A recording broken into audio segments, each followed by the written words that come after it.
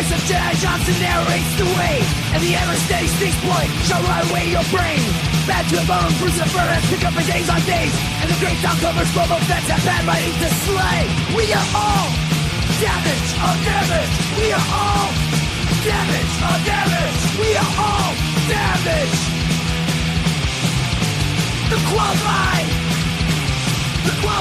we are prepared. Hello, and welcome to another brand new episode of The Qualified. I'm your cousin Jedi, joined as always, most of the time, by the great Dom Tober. Not most of the time, it's always. Remember that. And the architect, joesduelin. Joe, you scared me, man. You caught me. I had one of those the Styx isn't here. Everything just goes to shit, you know? That's the way. That's what happens. New glasses today, and I'm seeing a heck of a lot of reflection in these glasses. I may have to switch back to my old ones. What's going on, guys? How was your week? Yeah, it was not that eventful. Got a little swimming in, which was nice. Kids. Got some rain finally. I've been in drought conditions here for I don't know how long. Oh. So rain is nice. A nice long soaking rain is always a good thing. Other than that, not much. I didn't do much this week. I'm still recovering. Everything's still out of whack from being underway. So, as much as I love when I get a lot of comics in the mail, I kind of enjoy those weeks where I just don't really get anything. I don't have many pickups. Just got maybe like one small thing in the mail. I kind of feel better about myself and my spending being more under control. And then I'll get the 35-pound box that'll come next week with stuff that I'll need to sort and probably still never put away. I have a lot this week because I've been promising some stuff for a while, and we're going to do it this week. Hopefully it's a good week. Dom, what's going on in NYC, Dom? NYC working, busy, man. I got back from freaking San Diego, went right back to work as usual, man. I wish I could retire. I know we all. The one thing I hate the most. We all can't be Bruce. The one thing I hate the most is that the system wants you to fucking get old and work till you can't work anymore until you get retired. And that's the problem.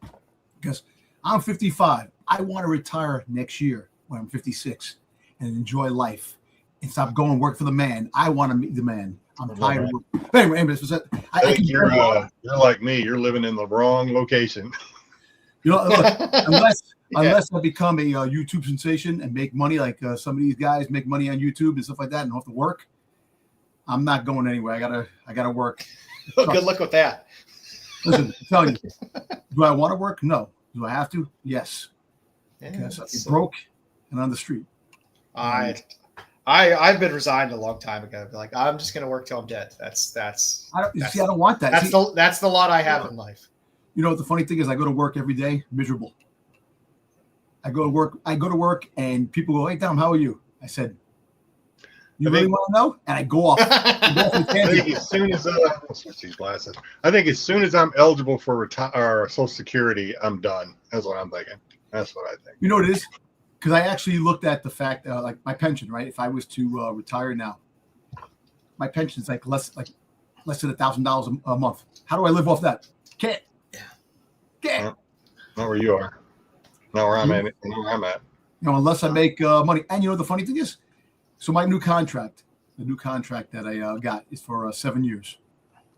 A new 7-year contract, and don't get me wrong, we paid very good money, and my overtime is like $70. Union? Yeah, USCIC? See, $70 an hour, which is great. It's fantastic if you get it. I got 2 dudes ahead of me. I'm number 3 in seniority, which sucks because it's like number 14 because they get all the top shit. People fall down the stairs all the time, Tom. Do they work security too, or just what? You got 2 guys ahead of you in security? Yeah, I got 2 guys ahead of me in security, and they get all the. They can take all the overtime. They can do what they gotta do. The good shifts, and they leave it. Security? How are they catching anybody? The one person, the number 1 guy is like, Dom, you have to work overnight. You got to work overnight. Like overtime. I don't want to work overnight. First of all, I don't even want to work in the fucking morning. You want me to work overnight? Please. I don't. Listen. I work in Times Square. Times Square is too many people, I'm tired of working in that cesspool of freaking craziness on a regular basis. But look, some people out there wish they could have a job, and you know what? Look, I'm very humble. I do have a job. I am blessed. I do have a job, and it's just I've been going through a lot of. I went to San Diego. Didn't want to come back. That's right. Us gentlemen of a certain age, where we've been working, since we were like 15, 16 years old. We've been doing this. We've been doing this for 40 years. We're a little tired. San Diego can make you want to retire. That's it doesn't San Diego. It's the fact that when you have off a vacation, you start thinking, I want this life without going back to work. And it's like, yeah, that's true too. San Diego, it's just the weather, everything's nice. You get the beach. It's a great place to live. It's probably expensive as hell because it's California. My first legal job was I was actually 12 years old. I worked at a butcher. When I grew up on 17th Street, there was a butcher around the corner on First Avenue. I used to work as a butcher. That's funny. Yeah, I had plenty of under the table jobs. Before I was of age. I did that. Then 13, I worked in a comic book store. I did that when 13. But you know what? But all kidding aside, to be honest with you, look, I never had to drive to really go to college and learn things. But then again, I make more money than some college students that actually are going to college. I went to college, Dom. I'm still going to work till I'm dead. Exactly.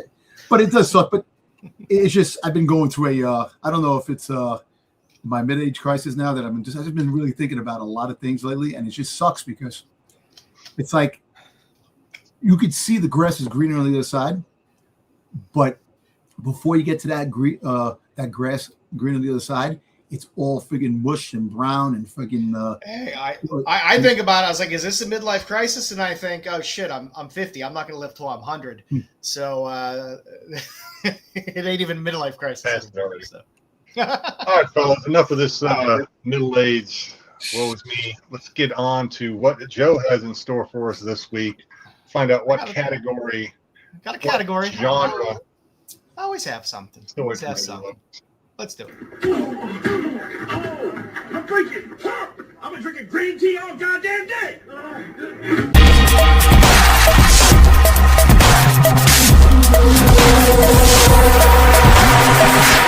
And the funny thing is, I swear to God, that intro right there, that's me about to snap anytime. That's Anytime. All righty, kids. So let us get into the just looking in on the qualified, where I just randomly show books, because that's what we do here. We don't talk about what books are worth, how much money this is, and what's spec and what's not spec. We just like to show books that we like. And that's what I like about this show. That would depress us if we did that, probably. Probably. All right. So topic this week, I went with cave women. Ooh, I like that topic.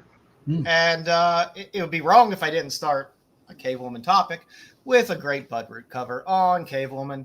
There's 8 million great covers on the various volumes and one-shots of Budroot's masterpiece, Cave Woman. This is Cave Woman, Reign number 7 from the 1996 series from Caliber Press. It's just a nice it's a nice little bit of cake there. I'm happy with it. But you can't really just you can't choose one. You just can't choose one with Cave Woman and Budroot. So I did have to give you another one, which is the Cave Woman Extinction Special, May 2010 from Hamriel Entertainment. Great Budroot cover. Good fun one. Those things float, let me tell you. They float. Nice. There's some buoyancy there. So you spraying your tongue of those. Yeah. I don't know what the print run was on a lot of those Cave Woman books. I've seen some sell on like Whatnot. They don't. I mean, they're pretty affordable for the most part. A lot of them are. The Budroot ones tend to do a little bit better. There's an Art Adams cover that's good. I have a couple of the limited edition Deanie Agel covers, which do pretty well. But they are affordable if you like some cake out there, and Budroot does it right.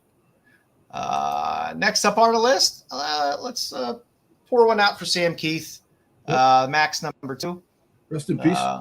from April 1993. Good old Image Comics. Yeah, it has another good one there too in this run with a little Cave Woman action. But You have this book somewhere. this is just one of those ones. It's like you see it and you're like, oh, I know I have this somewhere.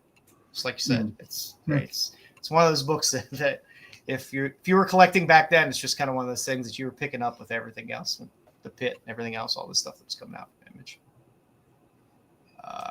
Next up, let's take a little walk back in time. My Romantic Adventures 106 from October 1959, American Comics Group. Nice Ken Bolt cover there. That's just a good classic Cave Woman cover. Can't go wrong with that. It's it's perfect. And I have my soft spot for redheads. So it's a good one. Next up, I don't know if you all are aware of PS, the Preventative Maintenance Monthly comic. It was released by the Army. The Army put this out, and they put it out from like 50s on. There's a ton of issues, and let me tell you, Will Eisner does most of the covers on all Preventative Maintenance Monthlies. So if you ever find a stack of these anywhere or a vein of them, and you happen to be a Will Eisner fan, they're fantastic. They're great Will Eisner covers. This is a fun. I didn't know these existed. Yeah. There's going deep in the archives of books, huh? There's tons of them. I mean, it was a very, very long running series. It's one thing I never think to look for in the wild. Because it's always something that slips in my mind. But again, if you're a Will Eisner fan, there are tons of fantastic Will Eisner covers on these books. I don't know what shape you'll find them in, because again, they were put out by the Army. So, I'm sure they got some good wear and tear on them. And maybe other things on it too as well. Yeah, well, I'm sure. They put out by the Army, man. And there's some good, it's not hardcore cheesecake, but there's some good kind of innuendo covers on there and some good pinup work. So, and next up, I love my AC Comics, and Jungle Girls 14 has a great cover there by Rick Levins, 1993. Like I said, I still keep picking these. AC books are still dirt cheap. You can get all the Fem4 stuff, all the Jungle Girls, all the Good Girl Quarterlies. They're just a lot of fun. They're just a hell of a lot of fun. And they're good reads too. The interior art's fun. They're decent books. And I believe this one might be, nope. We got two more left. I found a couple of the Jurassic themed Lady Death covers. So this is Lady Death, Warrior Temptress. So this is the Jurassic Assassin variant from January 2007. Of course, Brian Padullo, Avatar. That's it. I find it. I say, hey, look, Lady Death, Cave Woman. That's a nice combo. It's very hard to separate your jungle women from your cave women. I was thinking that earlier. I was thinking that a couple of issues ago. I was like, some of these are jungle women. But they might live in a cave. They might live in a tree house. We don't know. We don't really know. But you know where I go with most of this? If there's a dinosaur, Cave Woman. Yeah. No, Jedi like sexy Ewoks. Yeah, you know what I'm saying? If I get dinosaurs, I'm like, that's good enough for a Cave Woman. That's my kind of cutoff point. Maybe a sexy indoor jungle in Ewok skins. That would be pretty sexy. There you go. That would be pretty good. And I believe, last but not least here, I think I did save the best for last here. Oh, this cool beautiful cover. Jungle Comics 1, a beautiful Dave Dorman Virgin cover. Oh, David Dorman, great, man. Antarctic Press, 2019. Yeah, Dave Dorman is amazing. Even though it's on a Jungle Comics, Dinosaur. There's Dinosaur, Cave Woman. He had those books, the Vader book and the Boba Fett book that came out. Dorman is a beast, and I just highly suggest, if you're not overly familiar with Dave Dorman's work, to go look his stuff up, because he is absolutely fantastic. Oh yeah. So that is what we got this week for our Just Looking In. Who do we got hanging out with us today, Jedi? Well, before we do that, let's give a big thank you to RP for the $5 super chat. Yep. Midlife crisis. Don't give DC Comics any ideas. Yeah, Actually, it is a crisis event. Yeah, absolute midlife crisis. That's what we do. Yeah. So appreciate it, RP. Really do. Thank you. All right, let's man, a lot of chat going on. Love to see that, but let's stream all the way back. Let's scroll all the way back up. Good news for Nerdy. Don't know if he's in the chat or watching this live, but Nerdy is coming in first and second. What's up, Jedi? Joe, Dom, and Styx will pass along that howdy. Styx is not with us. He is with Bruce, but Bruce is in the chat. Where's Styx? Somewhere. He's at a con. Styx is at Terrificon. With Styx, with Bruce. Why is Bruce? Yeah. So yeah, Nerdy coming in first and second with a happy Friday. GT Key Comic adding to his collection of medals, adding to the bronze. Adding another bronze to his collection. So GT, always glad to see that you have been here or still here. Not really sure. We got Nerdy again with just duplicate there. All right, let's see who else we got. Tommy Longbach, Evening Nerds. What's going on, Tommy? Getting a big gun from Dom. Tyson, happy International Beer Day. Oh, I wore that shirt last week. I should have worn it today. Can't we all just get along and enjoy a beer together? Wouldn't that be nice? That'd be nice. The cause of and solution to all of our problems. So I heard that Styx is passed out. Joe in the avatar this week. I can't read what the shirt says, but a lot of good foot references in that avatar. I love it. Spec Ed, LeBeau, what's going on, Ed? Well, nothing like a day to celebrate beer. Yeah. You see Ed's picture right there? That's Wave Seeker. Yeah. Wave Seeker. There's nubs in his pants are around his ankles. That's fantastic. Oh, that's funny. I initially saw it. I thought it was the old Memorex commercial. So there was a movie called Sex and Something, and Tyson put Wave Seeker's face on it, and there's like a nubs with all all shot with skeet all over him. It was funny. Oh. Poor nubs. That's funny. The Buffy guy. Good thing it's international since I'm drinking Canadian beer. What's Canadian beer? What do you drink? Labatt's, Molson Export, Molson Canadian. I don't know. Let us know, Buffy. Grumpy Gus. Evening, all. What's going on, Grumpy and Gus?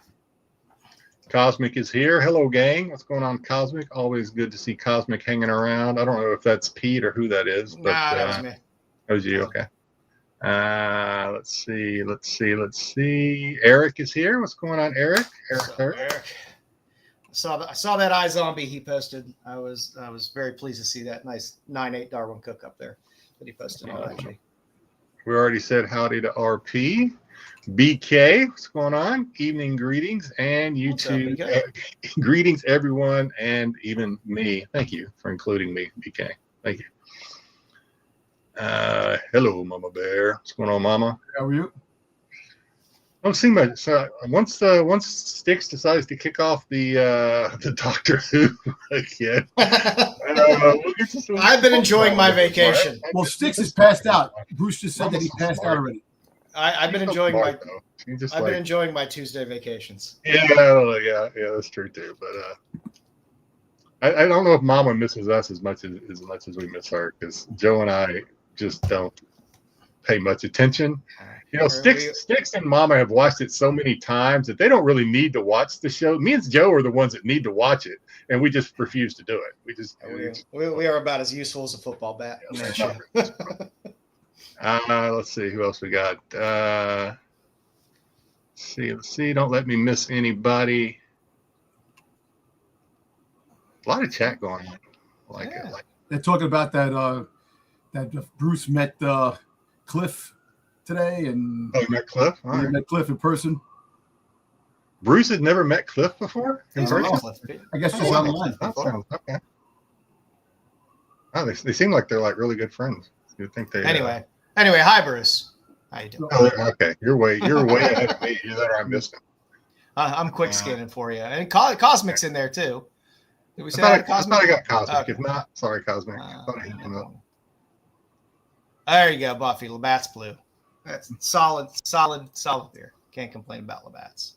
I feel like I'm taking way too long. I feel like I'm scrolling faster, so now I'm afraid I'm going to miss it. So, okay, got everybody.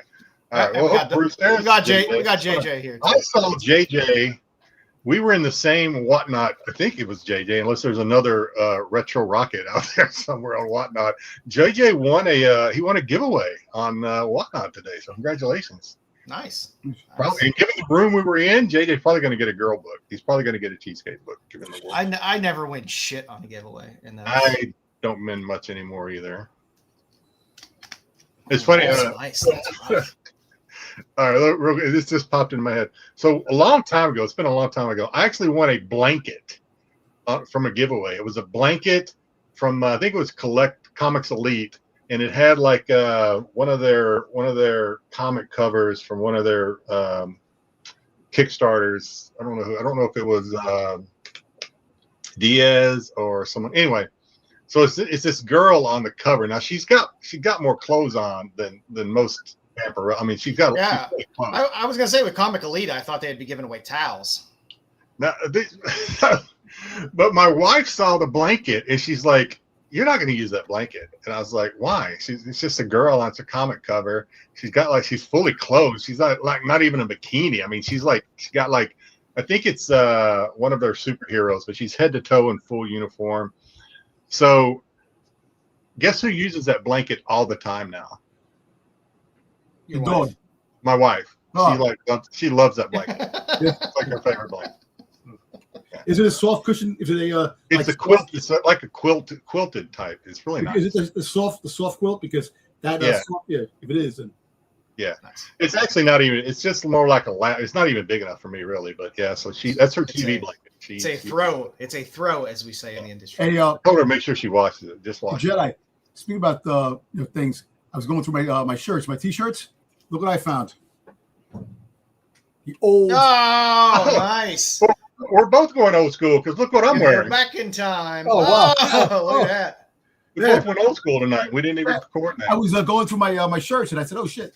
I found it. I was like, "That nice, sweet." Yeah, this is. I don't remember the guy that drew this. He was in Japan. I can't remember his name. Yeah.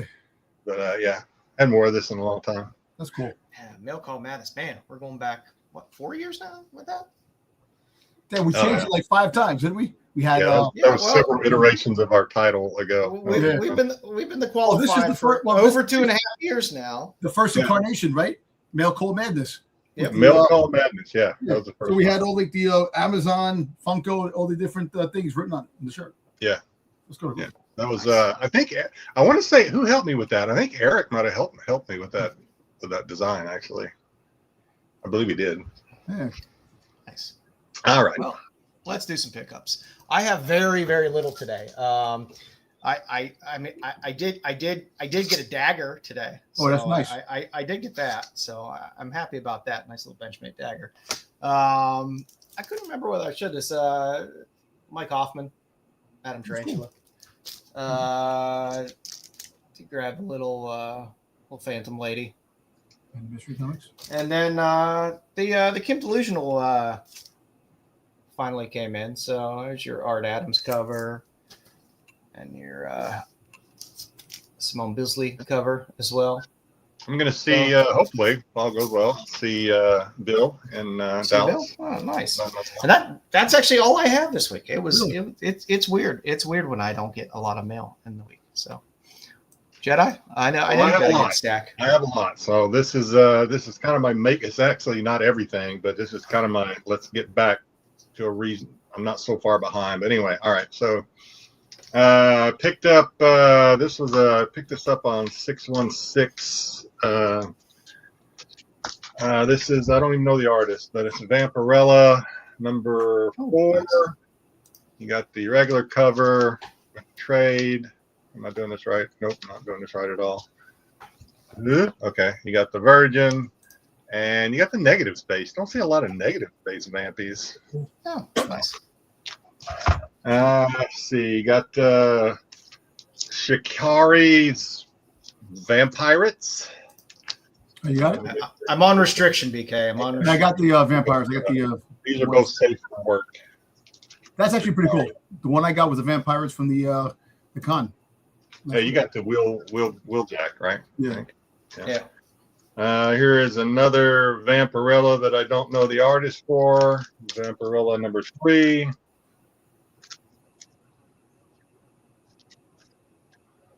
Oops, that was the actually. You got a Godtail there.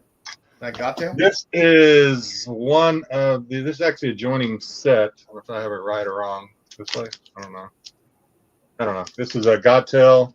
There are several iterations of this one. Virgin, Ultraviolet. You see how they're doing that now? You used to have a virgin cover and a regular cover. Now they're doing the ultraviolet, a foil Dynamite's cover. been doing that. Dynamite loves the ultraviolet. Dude, that's, okay, we got some Jinkies, which Nice. is speaking of Comic Elite. Jinkies is one of their titles. Some Jinkies. This is Zach Raw. I did have to censor some of these, so this is just one of their. This is a PH1 copy that I got for pretty much $4 a piece, which I thought was okay. I'll buy that. I did have to censor it. All right, got some Dravacus. Of course, I had to censor that. This is, I can't remember the name of the title. Dynamite on the Dynamite. Desert Girl or something. I can't remember. Desert Girl. Dravacus. Nice. Had to censor this one quite a bit, especially that one. All right. Glad JJ is in the audience because We judge the covers by how many stickers they take to cover. yeah, that one down there took a lot. 2 stickers. All right, so JJ's watching. So JJ, like I said last week, I did get your comic or magazines. So I don't remember much about any of them, but they're all painted magazine covers and they're all really cool. And like I said last week, JJ's comics are in excellent condition. Couple of spine ticks, but not many at all. Let's see what we got. Got a Creepy. Oh, nice. Got a. Okay, JJ, correct me if I'm wrong, but I believe JJ said that this is the first appearance of Lilith, I think he said. Am I right? is it the first Correct me one? if I'm wrong. Oh yeah, it looks like the. And then like the first or second appearance of Morbius, I think. I don't know. I could be wrong. It's over a month ago that I bought these. But like I said, they're all in excellent condition. It's Morbin time. Jaws 2. Nice. I love the Jaws. The Marvel Super Special. All their magazines were great. Had fantastic covers. Of course, Jedi, Return of the Jedi. So this one, shoot, I don't deserve to be on the show because I can't remember the name of this guy, but you guys will. Oh, that is Bruce Timm. Bruce Timm. Thank you, Bruce Timm. Little Shop of Horrors. Okay, I love this show as a kid, and I choose to spend my money on other things other than the lunchbox because I really want the lunchbox too. But Emergency. Oh, nice. Freaking cool. Battlestar Galactica, Marvel Super Special. Eerie Magazine. I couldn't resist Vampy with a machine gun. So That is good. had to get that. So I guess I bought enough that JJ felt like, I don't think anybody else wanted this. I think JJ threw it in for free. So thank you, JJ. Appreciate it. I don't think I've ever seen this movie, actually. And I didn't know that the guy from the Warriors was in this movie. The magazine predated it. Xanadu. Oh, nice. Little Yeah, Newton the John. guy from the Warriors was in Xanadu. I did get a Vampirella number 20 from JJ. Again, great condition. Great condition. What else we got? Close Encounters of the Third Kind, Marvel Super Special. All right, so now I'm going to get into some of the graded stuff that I've been promising. I'm not going to take it out of the covers because I'm not prepared enough, so hopefully it comes across good. We have Red Sonja, number 1, and a 9.6. Very nice. Little Frank Thorne. I got to find some place to sit these because I'm running out of We have Red Sonja. I'm sorry, this is Marvel Feature number 1. Tatum Paxton. 9.6. So I went a little bit on a.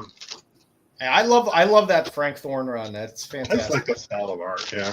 All right, so this is the first cover appearance. I will take this one out because it's easy. First cover appearance of. There you go. That's the one I prefer. I know her actual first appearance tends to be worth more, but I like the first cover appearance. Yeah, same. I like them to be on the cover. He said, "Oh shit!" Freaking Ed says, "Freaking JJ's dumping his trash to Jedi." Yeah. No, that's not trash. That's it. One man's Marvel trash, Feature another man's number trash. 2. Nah, but JJ got good books. He's got some He's books. got really good books. Marvel Feature number 2 and a 9.4. Definitely a couple of books I need. I've been after this one for a while. Finally pulled the trigger. Second appearance of Vampirella. First appearance of Cousin Evilly and the sister. God damn it, what's her name? Oh, Draculina? Yeah, Draculina. Nice. Finally pulled the trigger. Had to come all the way. Came all the way from Canada, actually. Those are hard to find in high grade. Okay, so then I went on a little kick where I said, so basically right now, as far as my old comics, Star Wars, Ghost Rider, and I guess now, well, Vampirella, but those are magazines, and Red Sonja, the older comics.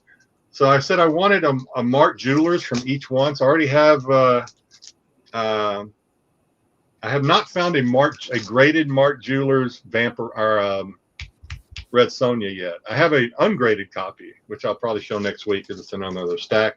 But I have a Ghost Rider, Mark Jewelers, and a 9.6. Nice. Yeah. I don't really care which one. I just wanted a Mark Jewelers. And a Star Wars Mark Jeweler number 65. Bonus, it's also a Leia cover, so that's cool. Oh, sweet. Yep. What's up, Paul? And I decided, I don't think I bought these all at once because this has been stuff I picked up probably over the last 6 months that I just never shown. I decided I wanted to try and get double covers of those 3 titles too: Star Wars, Red Sonja, and Ghost Rider. So Red Sonja number 3. This is a double cover. First cover is a 9.6. The second cover is a 9.8. The inside cover is a 9.8. Nice. Pretty cool. That's pretty cool. That's cool. That double cover first Boba Fett, man. I wish I could get. Yeah, those are pretty pricey. Yeah.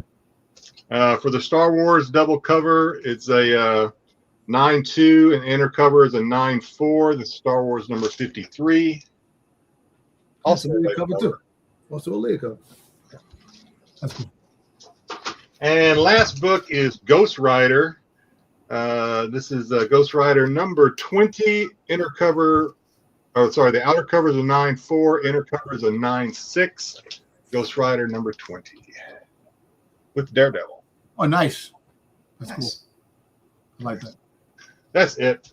For those that I'm sure everybody knows because everybody here knows comic books.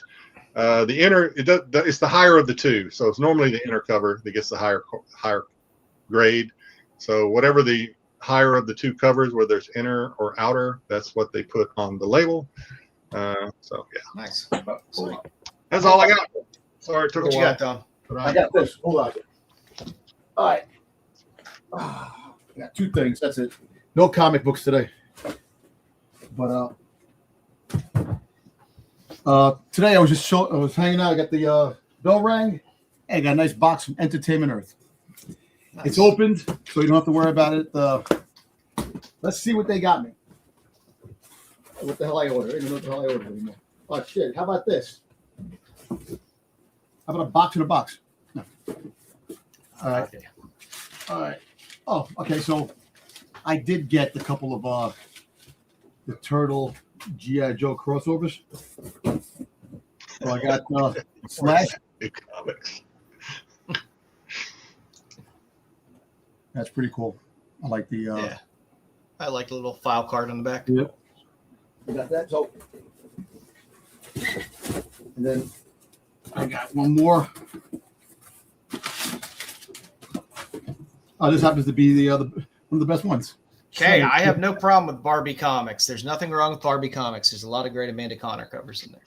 And I figured Shredder as Cobra Commander. I like that. You know, did you say when you came back from San Diego, you had boxes waiting outside your door?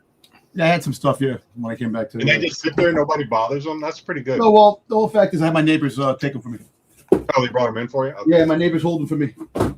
And last but not least, I do have to open this because I wasn't going to open it. I was going to actually do an unboxing, but I might as well just open it up here since I'm on the show. And it's going to be kind of a quick show today because of no Styx. So, the hell, man. Are you saying Styx talks too much? No, I talk too much. Yeah. Yeah, No, but, politics. So Runs Matt, that show long every week. so Matt actually came through for me because when I was in San Diego, I couldn't get the one exclusive that I wanted. It kept selling out. And Matt came through and he was able to secure one for me and pick it up, and hopefully it's mint because the outer box was messed up. So I happened to get the Jim Bro Skeletor. Oh, there you go. Oh, okay. Nice. I remember Yeah. Matt posted pictures of that one, or either that or his. Well, he bought one too. The whole fact is that he was able to get one online. They sold out really quick online too. This was like the hottest thing in San Diego, man. Which was like I like the way the box it opens up. That's cool. Yeah, that's fine. It opens up like that. And That's that. nice. Pretty cool for a cover. That's nice. Yeah.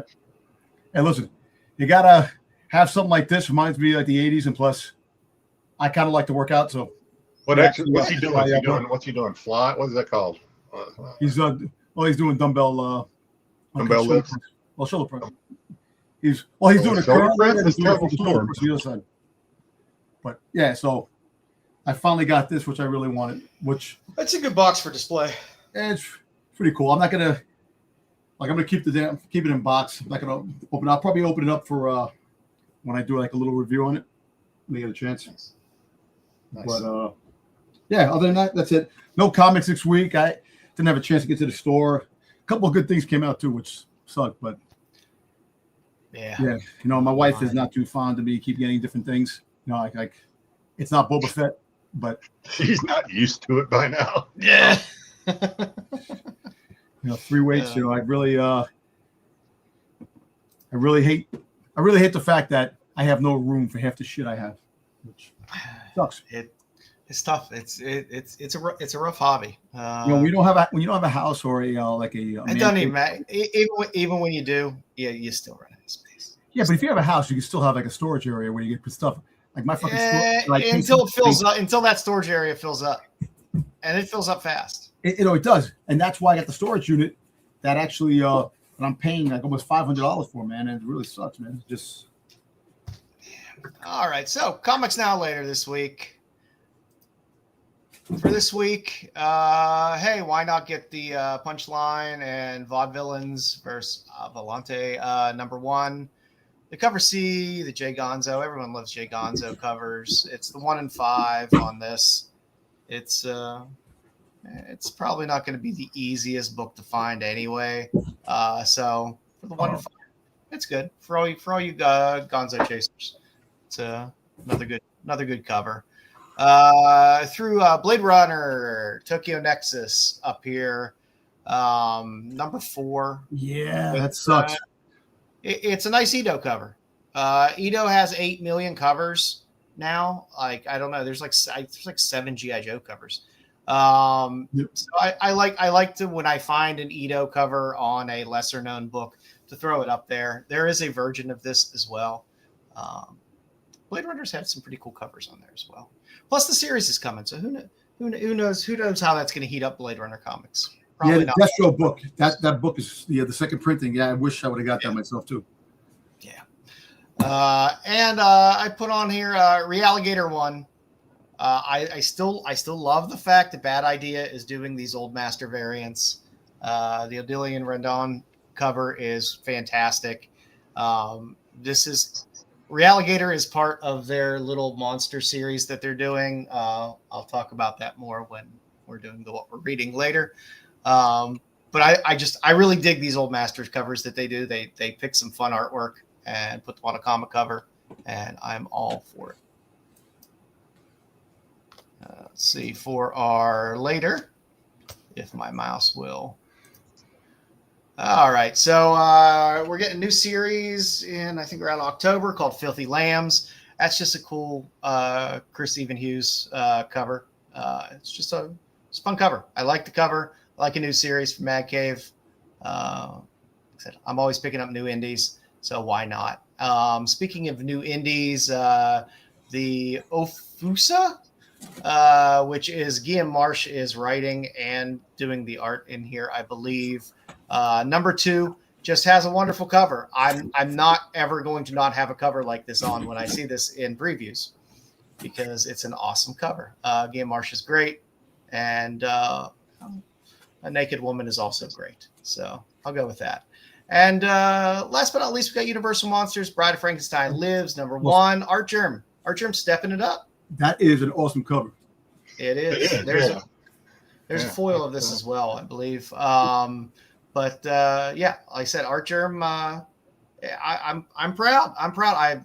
I was getting really tired of a lot of the same kind of poses, a lot of his covers, but he's taking it to the next level, which is what we like to see. So it's a beautiful, beautiful cover. So big props to Art Styx Germ. would like that. It's not a mummy. No, but I think he'd still enjoy a Bride cover, I think. And for our tops and tails this week, got a little Grim Fairy Tales number 5, cover D, the 1 in 20. Filippo Curzi, who is Yum. So we got a good Yum cover on a Zenoscope book on a nice ratio. And I still love Yum covers. I do.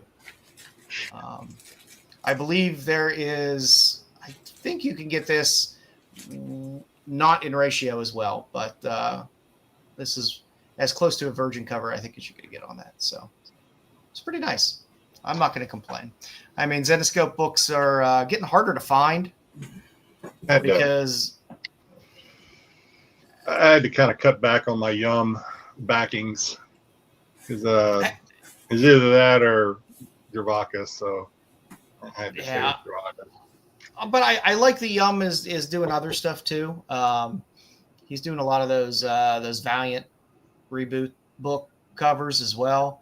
But I still love a Yum cover. And oh no, what happened? YouTube is shadow banned. Why? Why? Yeah, probably. Yeah. We're fine with it. We don't really give a shit. It's fine. Who do we got this week, Jedi? We have Yumiko J. So speaking of needing a towel, rarely, and I say this. Rarely does Joe have to like step in and be like, "No." It was a tough call. It was tough call because I love you all. I love you all. I said I'm really going to be pushing the envelope this week. And Joe normally just like rubber stamps everything I send him, but this time he was like, "Yeah." I could see some starfish, and I was a little concerned.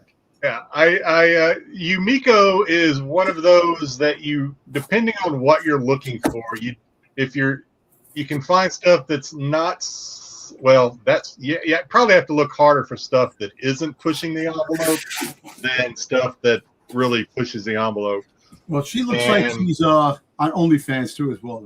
She probably is, because you do not have to search very hard to find some very not suitable for work pictures of her doing. You put her name on Google it, and put nude next to it, and they go in images and you see it. I don't think you even have to put nude next to it. I don't think you're going to get what you need. You don't have to, but I did say I was going to push the envelope, so we did strike we did find the line and did not cross it. It was only one photo. It was only one photo out of all of them. them. That one photo, I was going to talk about it when we get to it. The one photo, I finally just said fuck it and picked another photo.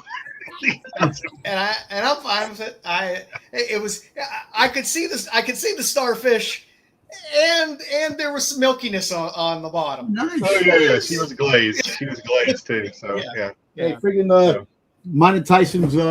Tyson would love that. You know. Yeah. Tyson may already follow her. I don't know. Usually when I'm looking on Instagram, usually Dom and Tyson have already beat me to them. So.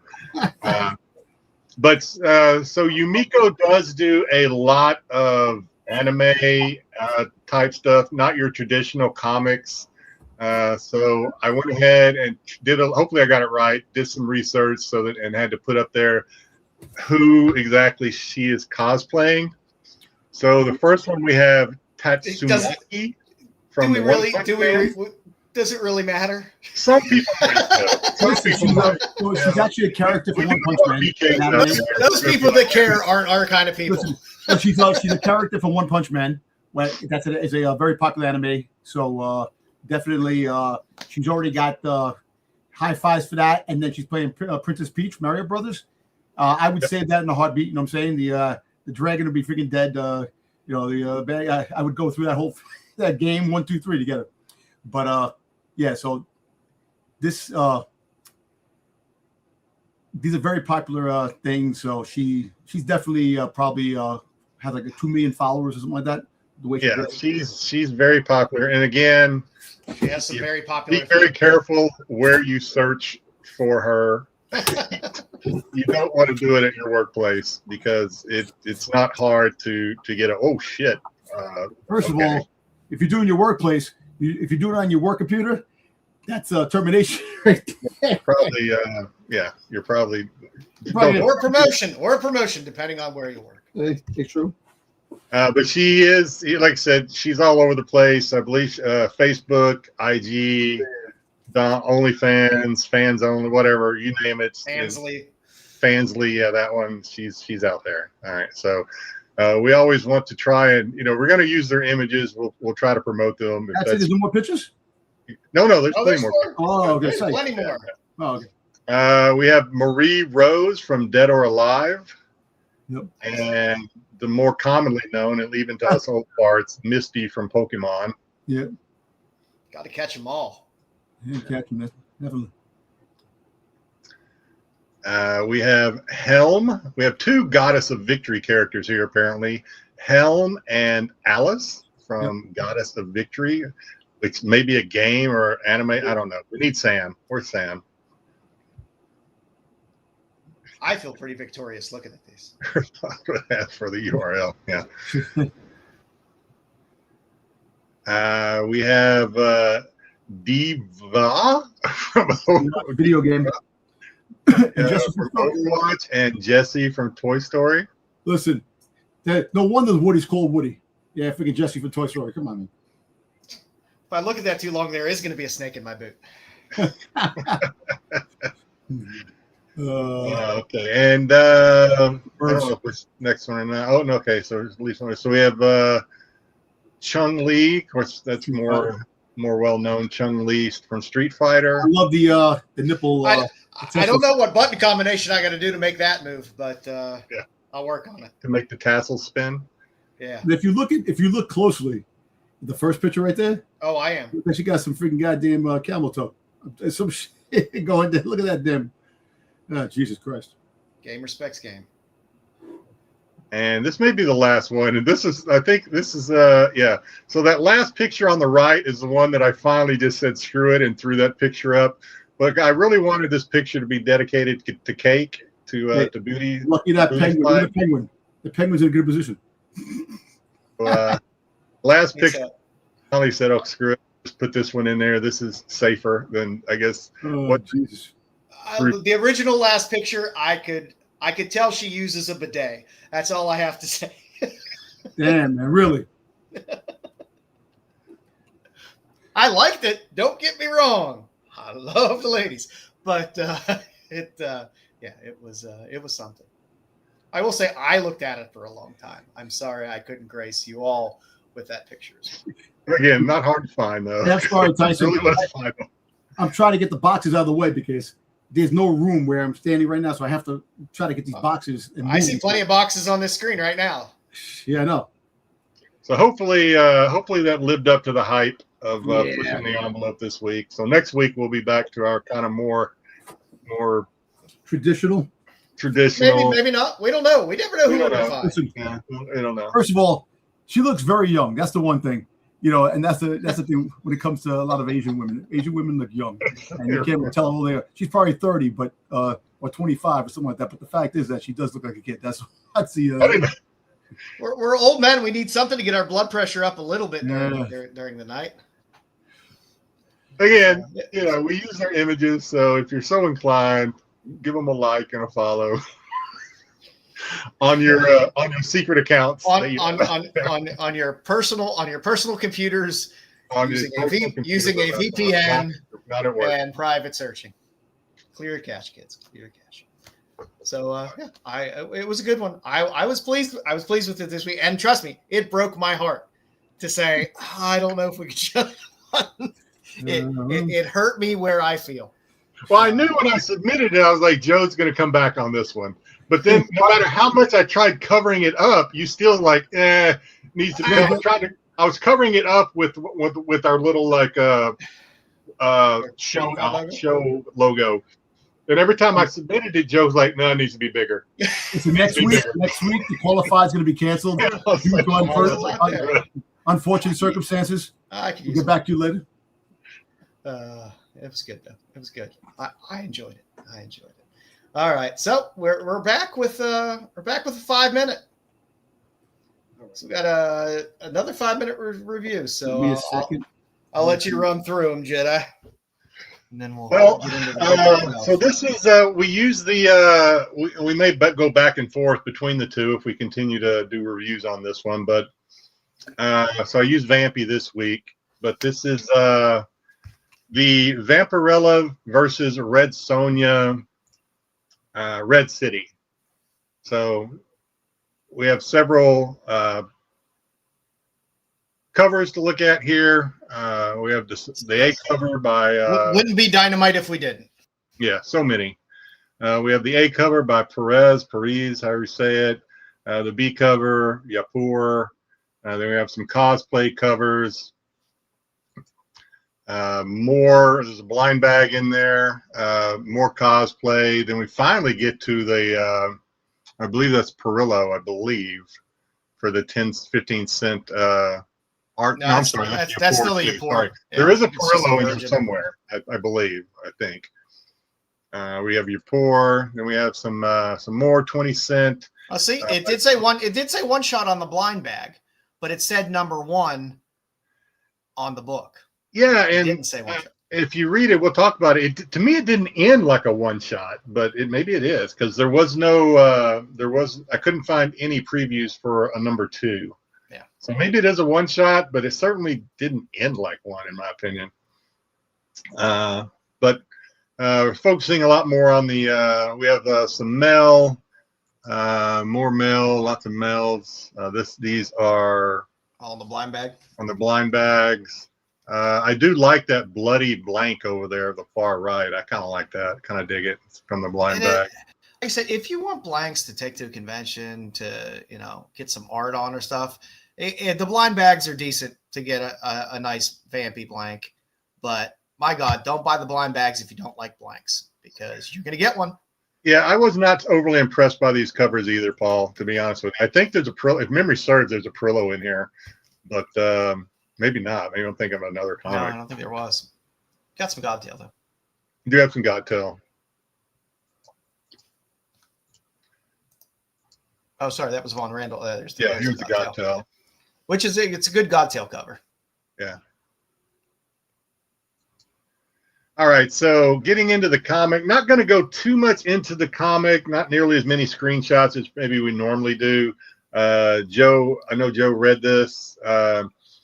So basically, it's going to be a team up between Vampirella, Red Sonja, and this character that I'm not real familiar with called Dynamite.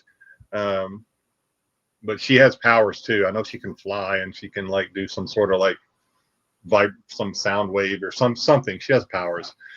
But one thing I was struck with immediately from the interior art on this one is, to me, it was very manga or anime style. I don't know who the interior It was. artist. I at first I thought, looking at some of it, I was like, I wonder. It looked like Godtail was doing the interiors.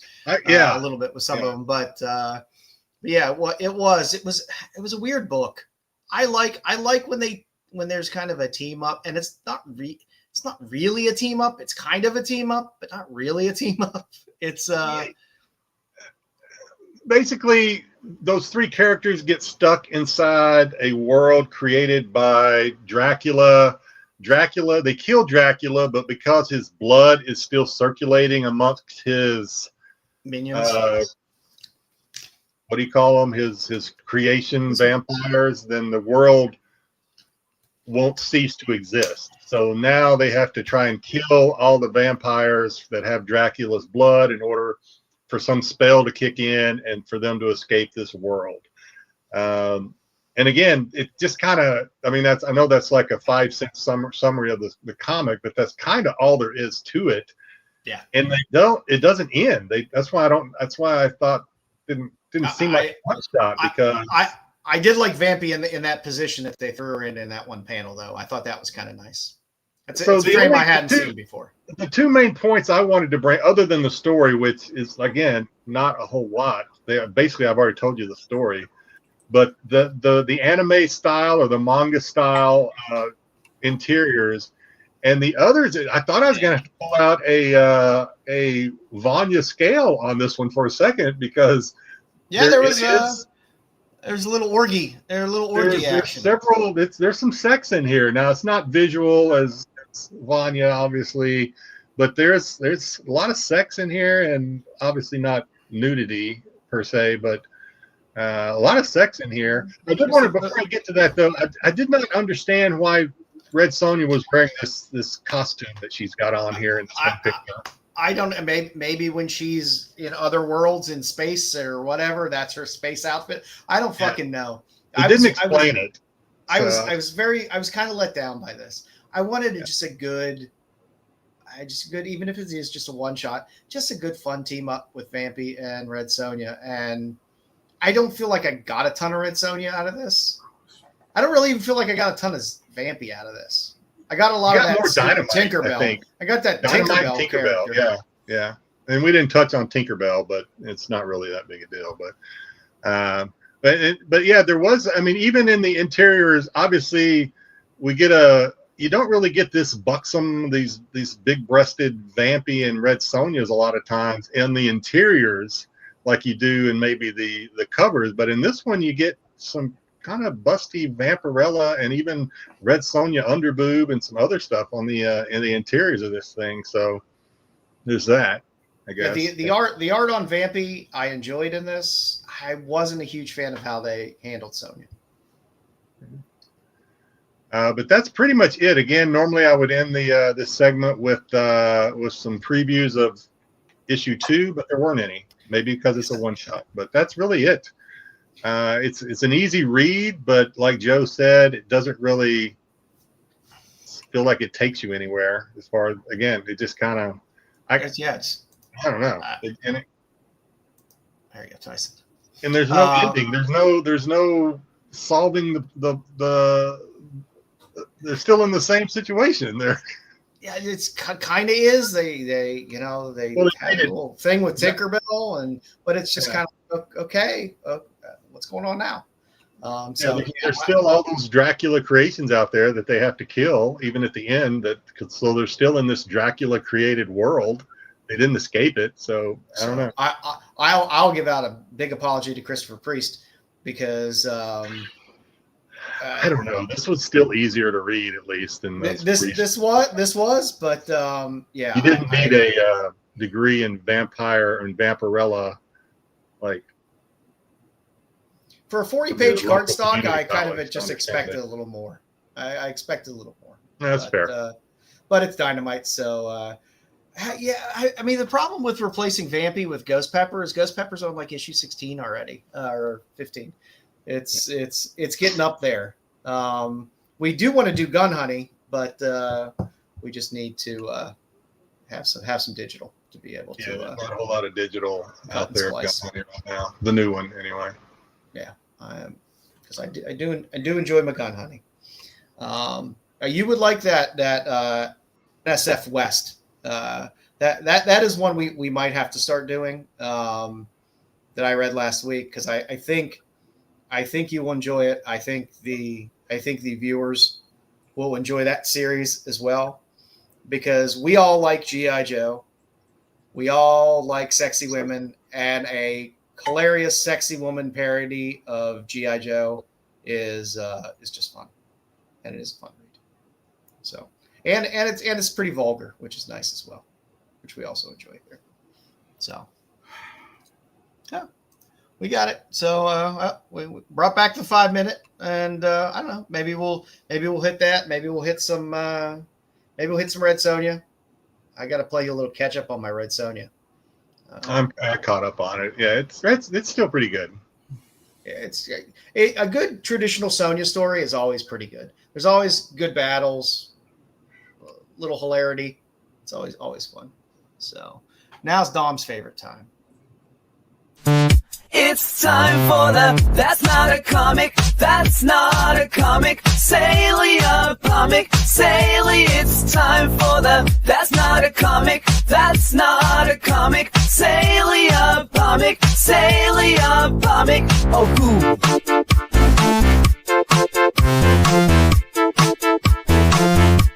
Sale of the week. Oh, I thought it was freaking condoms. I'm like, oh. It's freaking. No, it's not condoms. You may wish it was. So these are. What the hell? I don't know. Part of me felt like, okay, you're just mailing it in, but then part of me was like, I can't believe these are for sale. The more I thought about it, Jedi, the more it made me think. I was like, they write all this stupid shit on all the packets. Yep. So it's like, I guess there probably is a rarity in printing. At least regionally, maybe, right? Maybe some of these things are more regional. For due to machine error, get out of here. Yeah. So yeah, I mean, obviously that's somebody just trying to make a sale. Yeah. But yeah, so these are the ones I actually did 2 slides. What's for sale, and then what has sold for this. But we'll start for what is for sale. We have the Taco Bell Fire.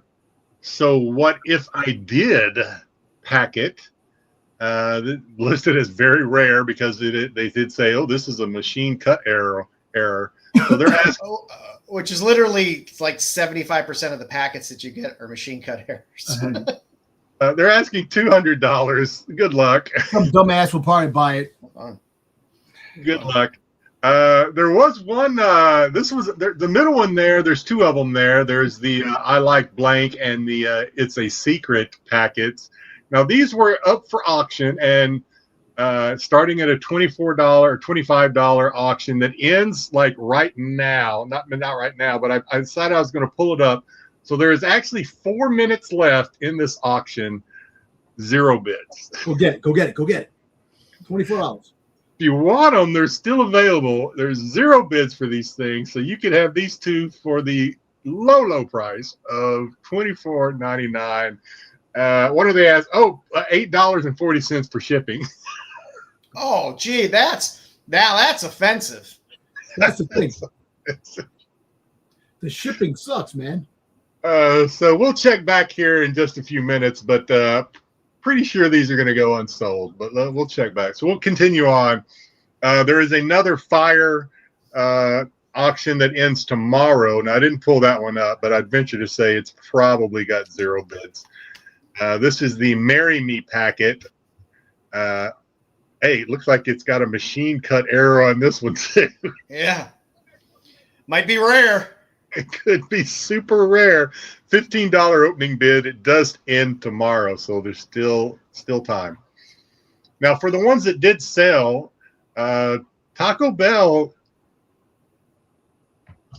2 of these apparently sold. I could not find, because the site that I normally use for finding what the best offer accepted was not showing the results. I had to just go by what eBay said. So these are the vintage ones, which I'll buy it. Okay, these do look vintage.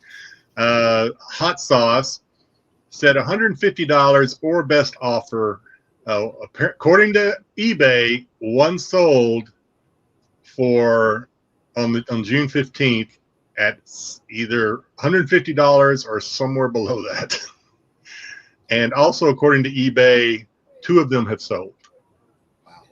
Get out of here, man. What the hell? Yeah. Again, people like that old shit. Do not consume. I think actually one of them said, please do not eat this. And I was like, no. Well, I'm definitely going to taste it. Yeah. Although allegedly, God knows, you might have problems regardless. Well, I'm going to tell you this.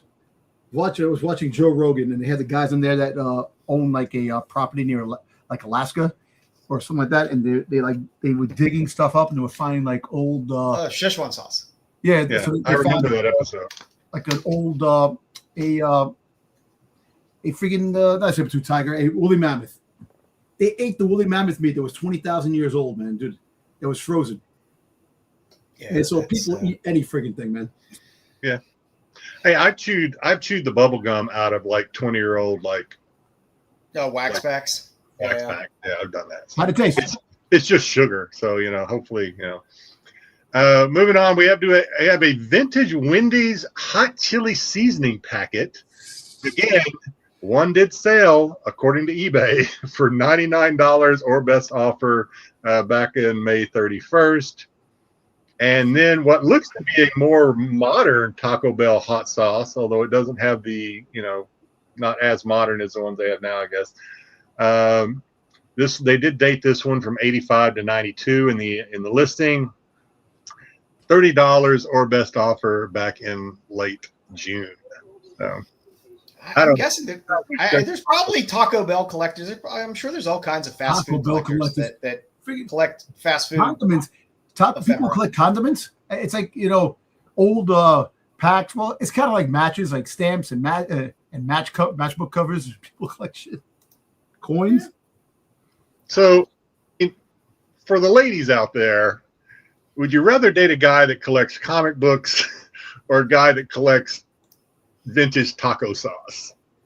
I pose that question to. I think the guy who collects probably neither, taco sauce. So the guy who collects vintage taco sauce is exciting, man. He's a rebel. I just want to see. I want to see the display and collection. That intrigues me. Presented. Yeah, that's Taco true. Bell through the years, he has like a whole friggin' picture thing up on his wall of all the Taco Bell. Well, they did win the food war in Demolition Man, if you remember. Yep, they did. Indeed, they did. They did. Yeah. Long live Baja Blast. That was a good one. It's a good one. I like the sauce packets. People have Big Macs that were. Remember the styrofoam boxes at the the clamshells. Yeah. Yeah. So people have that sealed up with the friggin' Big Mac. I still remember the McDLT. Yeah. I wonder if Pete gave up. I wonder if the lettuce made Pete give up Taco Bell. Pete loves Taco Bell. No, I love Taco Bell. They closed the one near me. I asked my son when I got back from my underway. I asked because my son loves Taco Bell too. He eats it at least once or twice a week. I said, "Did you keep eating Taco Bell after that?" And he apparently loves it so much he dug into it and did the research. And apparently it was regional, and Hawaii was not affected. So he was like, "I'm good." Oh, but wasn't it Chipotle, not Taco Bell? No, it was Taco Bell for sure. Nobody knows what the hell it is, but I know a lot of people are scared to eat Taco Bell. Like I said, luckily the one near me closed. It was one of those. Correct me if I'm wrong. How a Taco Bell closes is beyond me. I'm always confused by that, because there's always people to Taco Bell. Oh, it's always something. Like, wasn't there spinach, like Subway spinach or some shit? Cucumbers, there was salmonella and cucumbers. There were a whole bunch of freaking things going on, man. So there's always something. Blueberries, strawberries. They had a watermelon, toxic parasites in watermelon. Dude, there's so much shit. Yeah. Listen, It's what it eating is. ass is a probiotic, but eating ass also causes freaking stuff too, parasites in the ass. Nobody likes jar. If you're not careful, too. Okay. Exactly. All right, kids. So for Spotlight tonight, I like to go with the old 3 artists. Just a brief overview of 3 artists that I like. It is. I decided to go with 3 artists that have some stuff coming out soon as well. So with Ben Caldwell, Corin Howell, and Andrew Tarusov. So first up, one of my favorites. I love Ben Caldwell. I just really enjoy Ben Caldwell. And if you go back to look for some of his old work, he did do that Clone Wars adventure cover on that Clone Wars #1. That is a Ben Caldwell. I also like to do these because I like to go back to see how their art evolved as well over time as well for people that have been around. PK says you sneak Taco Bell packs out in your beard. It's getting thin, man. It's getting thin. My wife is not happy with the amount of my beard shedding around the house. It's horrible. So we also got he did a handful of the Justice League Unlimited covers as well, which are fun. Good old Creeper on the bomb. Good cover. Did some Original Sin. That's when his style started to kind of form up a little bit. Good Deadpool Dancing with the Watcher cover. Did the series Prez from DC. He did, I think, all the 8 covers on Prez. Did a nice Squirrel Girl cover as well for all you 7 Squirrel Girl fans out there, or the other of us Squirrel Girl fans that just want to see the AT&T girl play Squirrel Girl. Did the nice Detective Comics Looney Tunes crossover cover. Did the Scooby Apocalypse series has some good covers. Looking through this, I was happy with some of the cool. I know you're a Scooby Doo fan. And Scooby Doo was more serious, right? Wasn't that book more serious? Yeah, yeah. But yeah, it was a cool cover there. Did some A-Force covers as well, which were nice. Nice All-Star Batman. Did some fun Flintstones covers, which I thought were kind of cool. They were just very weird Flintstones covers, which I like. That's a very weird Fred Flintstone. I kind of dig it. Did a nice Wonder Woman 77 crossover with Bionic Woman cover. That was cool. Yeah, Linda Carter, man. Yeah. One of my crushes growing up. Yeah, that's a good one. He did the cover. I didn't even realize this book existed. I probably should. The Suicide Squad crossover with the Banana Splits. Banana Splits. I used to watch Banana Splits all the time too. Jesus. Yeah. It was a good cover. It's a good cover. I like that one.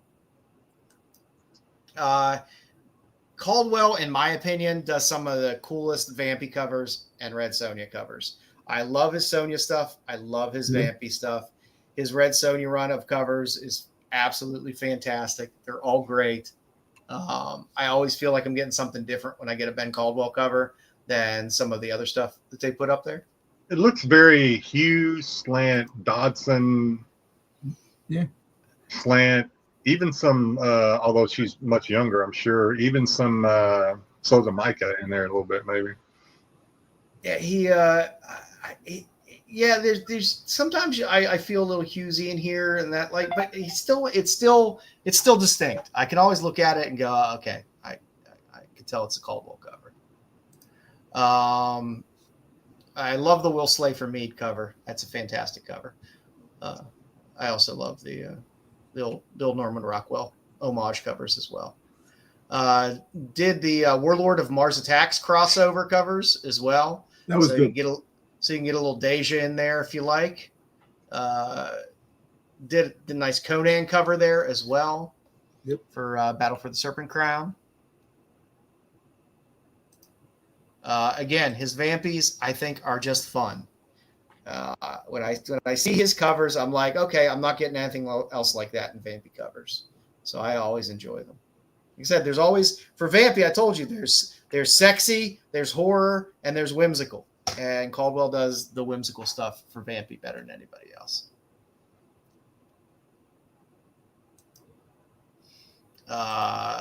did a little Deadly Trio, little wraparound cover. He recently had a nice cover on the Seasons.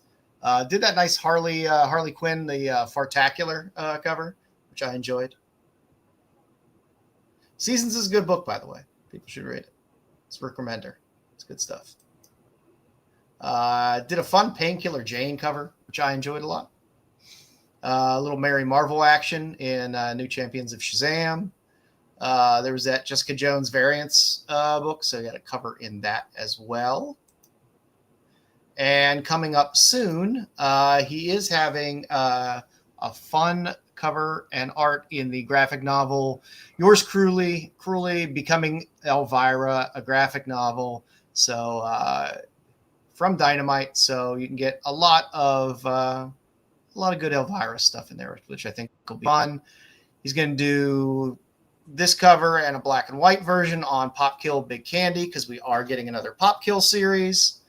Thank you. So I don't have to keep buying the seasonal flavors reprints of #1. We're actually getting some stories, so that's fantastic. And he is doing a beautiful cover on Denver #2. Good news for Will Jack. Yeah. Which is also a Jimmy Palmiotti product there as well. So good stuff coming from Caldwell. Like I said, somebody I'm always looking for. I always love when a Caldwell cover pops up. I'm always looking for them, and they're always pretty good. Next up on our list, I got CORIN HOWELL. CORIN HOWELL, I just, the stuff that she's done with Lilith, I just absolutely love.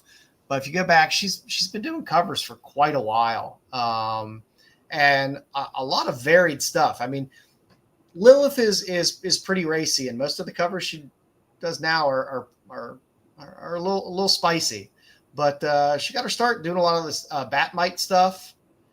So she did a ton of covers for Batmite. Does Styx have that book? Is Booster Gold in that cover? Oh, I'm sure Styx has it. It's Batmite. Yeah. I'm definitely sure he has it. He probably has the Ghostbusters International as well. She did a bunch of covers on that, and one of the other Ghostbuster series where it had the female Ghostbusters.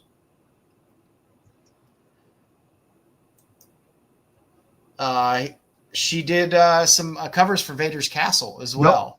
That's good. Yeah, You collect Will Jack Tyson? I didn't know that.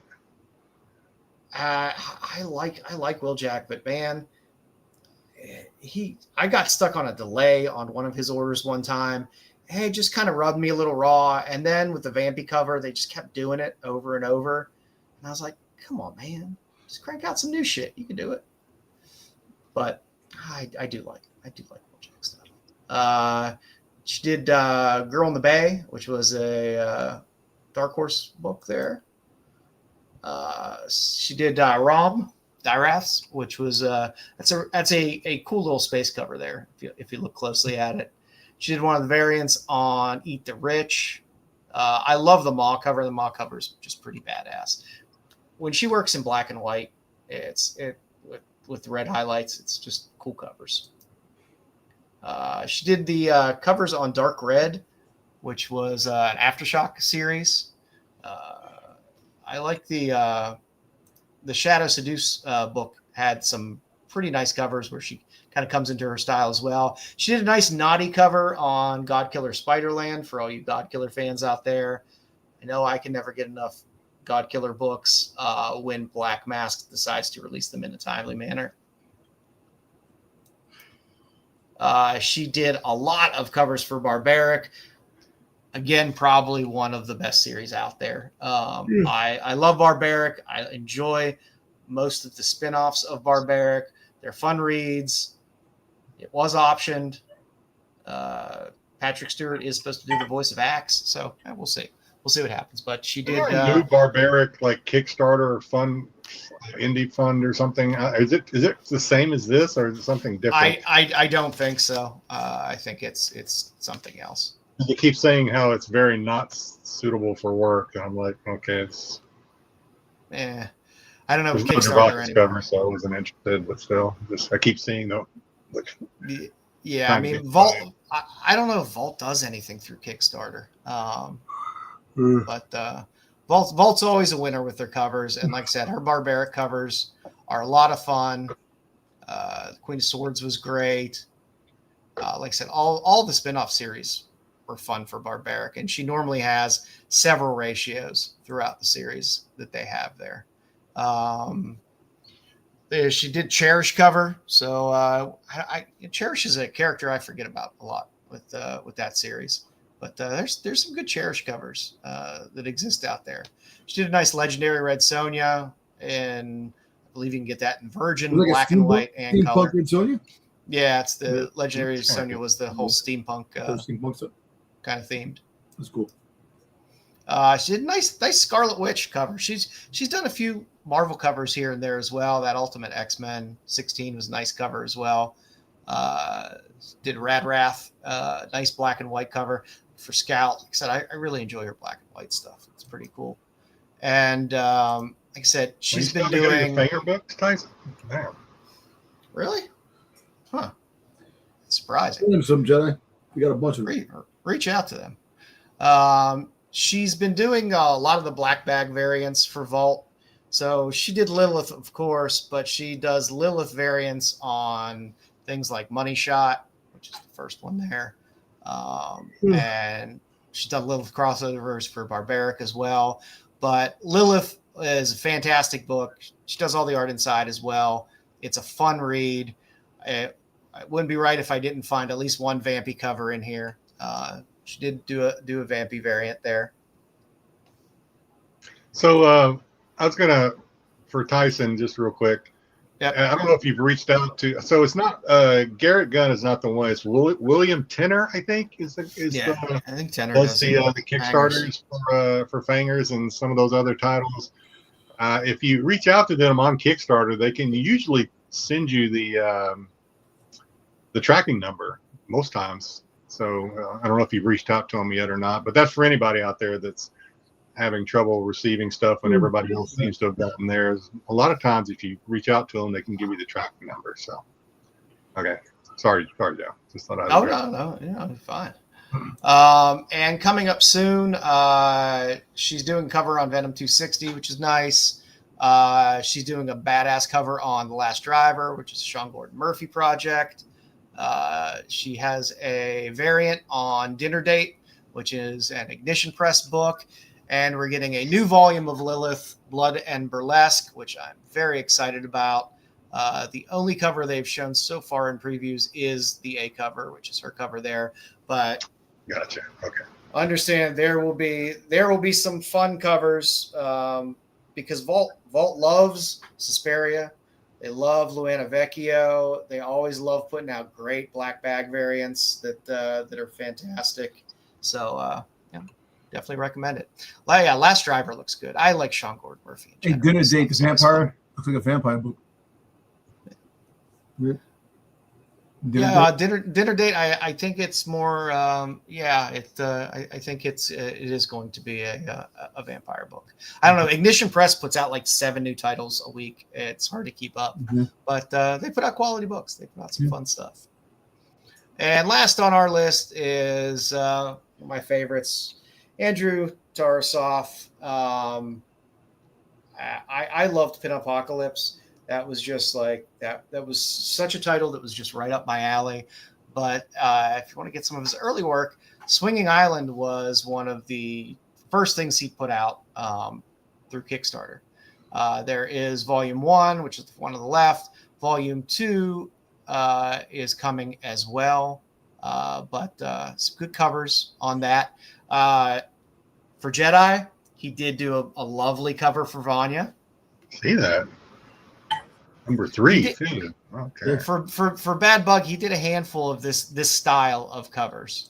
So he did Dead End Moon, Roseblood Manor, Hypergeist, all titles I have. But I love the fact that he kind of threw out this set. I enjoy this style and getting this set of his Bad Bug. But for those that aren't, we'll plug Bad Bug too because I don't care.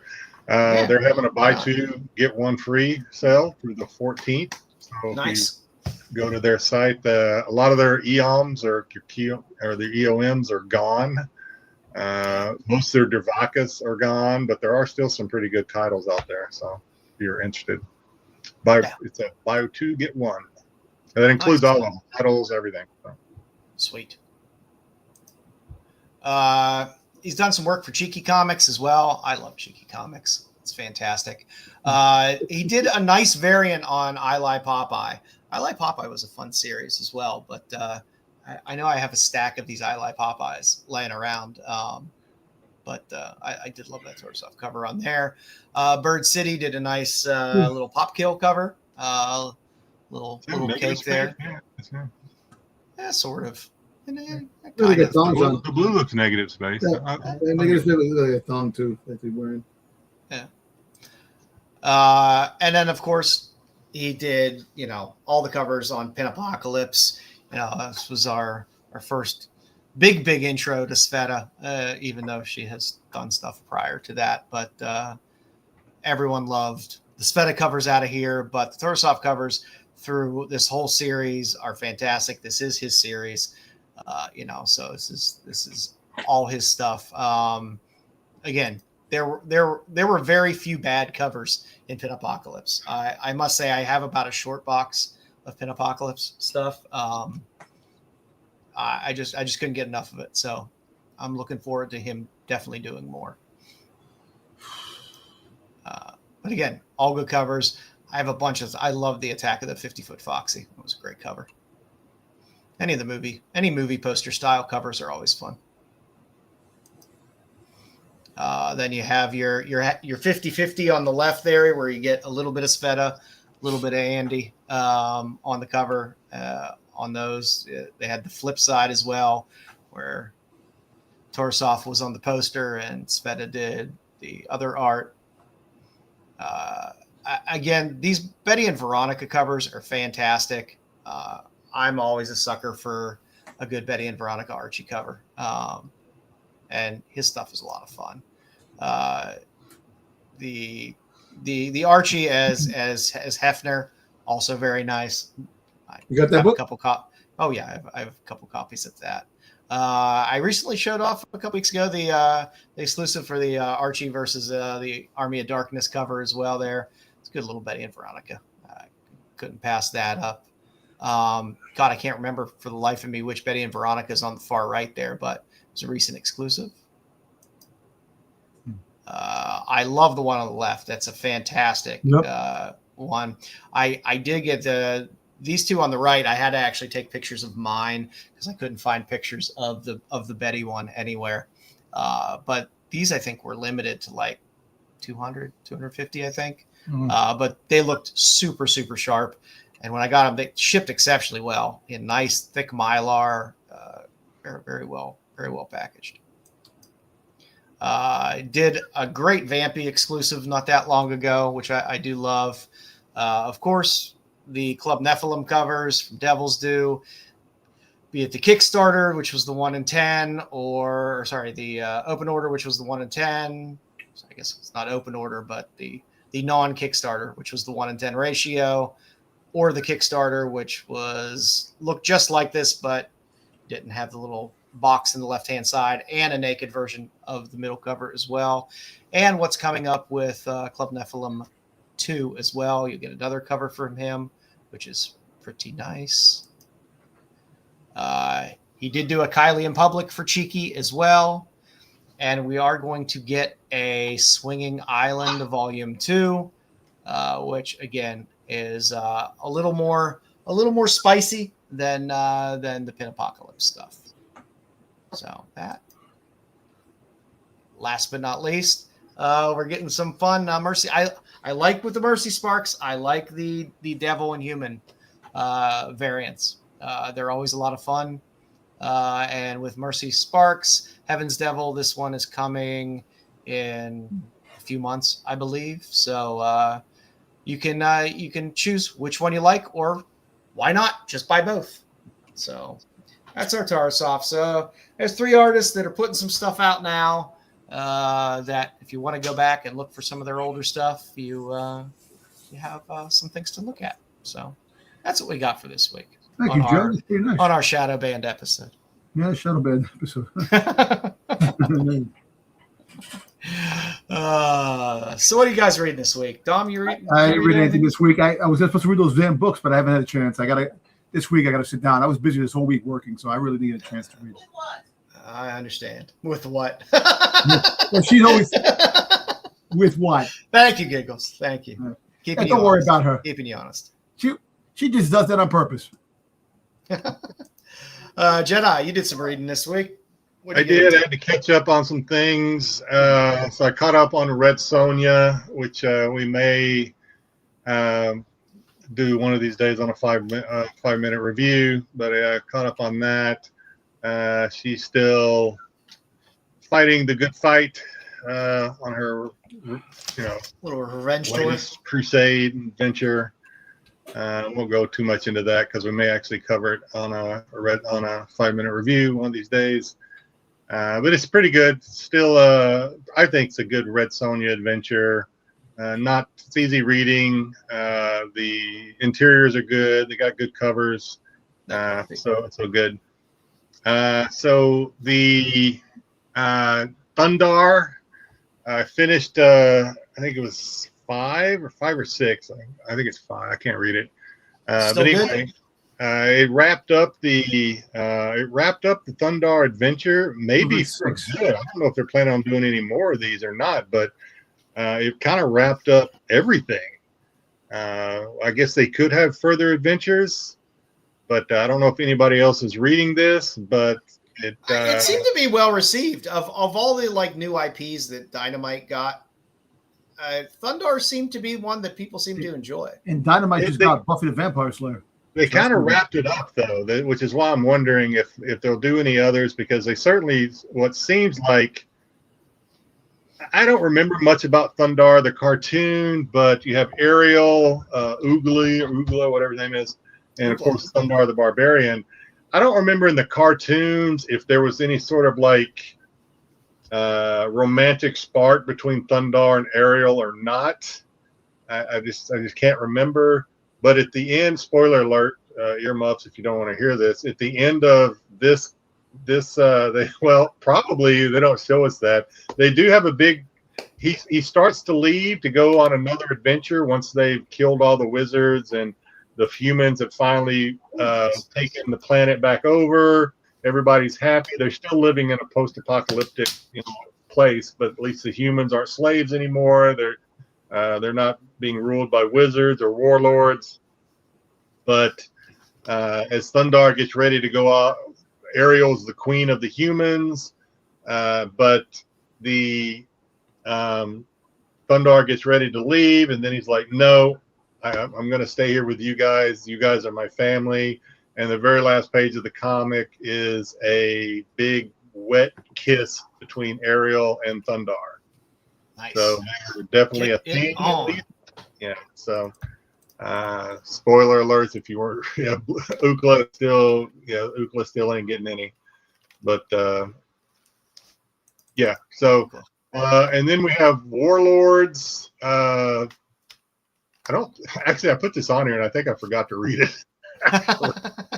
I forgot to read it. I knew there was one more I needed to read. I still need to get caught up on Warlords, so disregard that. So last week, I know Joe doesn't have a slide for me, my screw up slides, but I made a screw up last week when I said that I had the latest of the Vanya. So I thought the latest one was number 9, but the latest one is number 10. So I've already covered number 9 on this segment before, so I do not have number 10 yet. So I decided to stay with the theme at least, and I found Jungle Fantasy, which ran for I think 18 issues. So I think I have some of these floating around. I read one, and it is what I read. I don't even know if I read the first one or not. I think I did, but they kind of there's 3 or 4 different stories, and I think at some point they're going to at least my idea is from reading that one, at some point they're going to culminate and come together into one storyline. I think. I don't know. I've never read any of the others other than number 1. but it is an not suitable for work comic book. So be careful if you want to find it online and read it anywhere. What I will give it is on the Vanya scale. I'm torn. You know what? I'll round up. I'll give it a 4 on the Vanya scale. There are definitely there's definitely a lot of sex, like XXX sex in here. There is it's at least one of the stories is a very female dominated Amazon type where they pretty much they take a man out in the woods, or well, one of them does. They took a guy out in the woods and just like used him for pleasure, and then when they was done with him, shame on him. Punched him in the mouth. Object to the test. I feel bad for him. That's what I thought was so funny. Used him, and then like he got a little lippy, and she popped him in the mouth. Shut up. I'll give it a 4. There was some. That's pretty good, though. I mean, we don't get much that tips the scales. That gets close. I thought the only reason we probably don't get a 5 on this because in what I think was episode 1 or issue number 1, there was probably 3 or 4 sex scenes, which is pretty good for one issue. The only thing holding it back, again, if I got to be fair, when I'm comparing this against Vanya, is there was no money shot. There was no money shot at all. Wow. Yeah. So that's why it probably came very close to getting a 5. Why Vanya has a bar. That's why that bar's up there. Yeah, that's why it's there. So yeah, that's. But it is exactly what you would expect. It is a jungle themed. Not suitable for work, jungle fantasy. So there you go. I gotta look. I can't remember. I can't remember whether Silva did Lookers as well because the art looks very similar. We may revisit this one in the future too, just because if I need something to report on. Now I'm gonna have to start. I might have to start digging into my smut books for what I'm reading this week to see if I can find something that can top Vanya for you. or at least meet that level. It's tough, especially like the last, if I remember right, the last issue of Vanya probably wouldn't even get a 5 on the Vanya scale. But the early ones, like issues 1, maybe issue 2, if I recall correctly, those definitely set the bar. Had some spice. Well, I did some reading this week, although I will use that term very, very loosely. I read Dingaliath this week. And let me say, I used the word reading lightly because there are no words in this book. There is no words at all. Just pictures. Just pictures. The best way I can describe this book, and this is, I think they're doing a whole monster series because there's Realligator as well.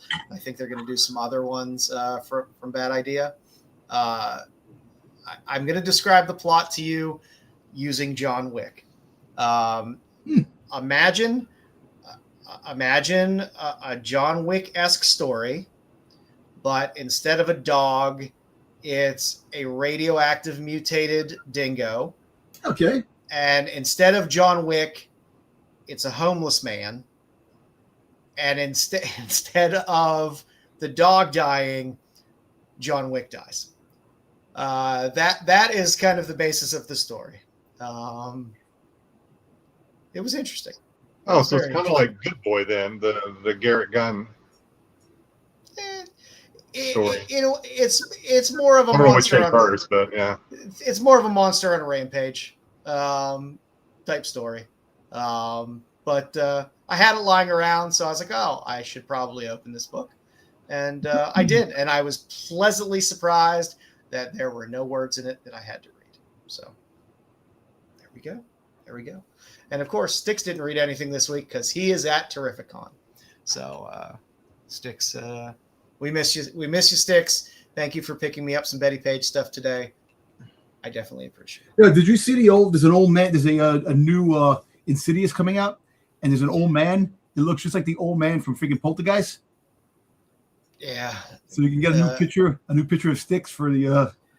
I like using Julian here. He's there's too many good pictures of Julian to pass up. Yeah. But yeah, that guy is. It's well, Perry. I want to go to Terrificon. I was wanting to go, but since I went to San Diego, man, I can't afford it. Yeah. Even I have you have your limits. Limits. Yeah. You know, it's actually there was a couple of good things over there at Terrificon. Also, Rebel Storm. It's the only con I've thought about going to, just because it's at a casino, and that would be nice. I would enjoy that. All right. There's also Rebel Scum Con going on in Texas or Tennessee right now. Texas, and one of those T states. Yeah, well, I think the fact is that there's a lot of actors and actresses and voiceover stars for Star Wars and stuff like that are there. Nice. Freaking crazy, man. Sweet. I wish I can go. Well, I do have a Tubi recommendation for you this week, as always.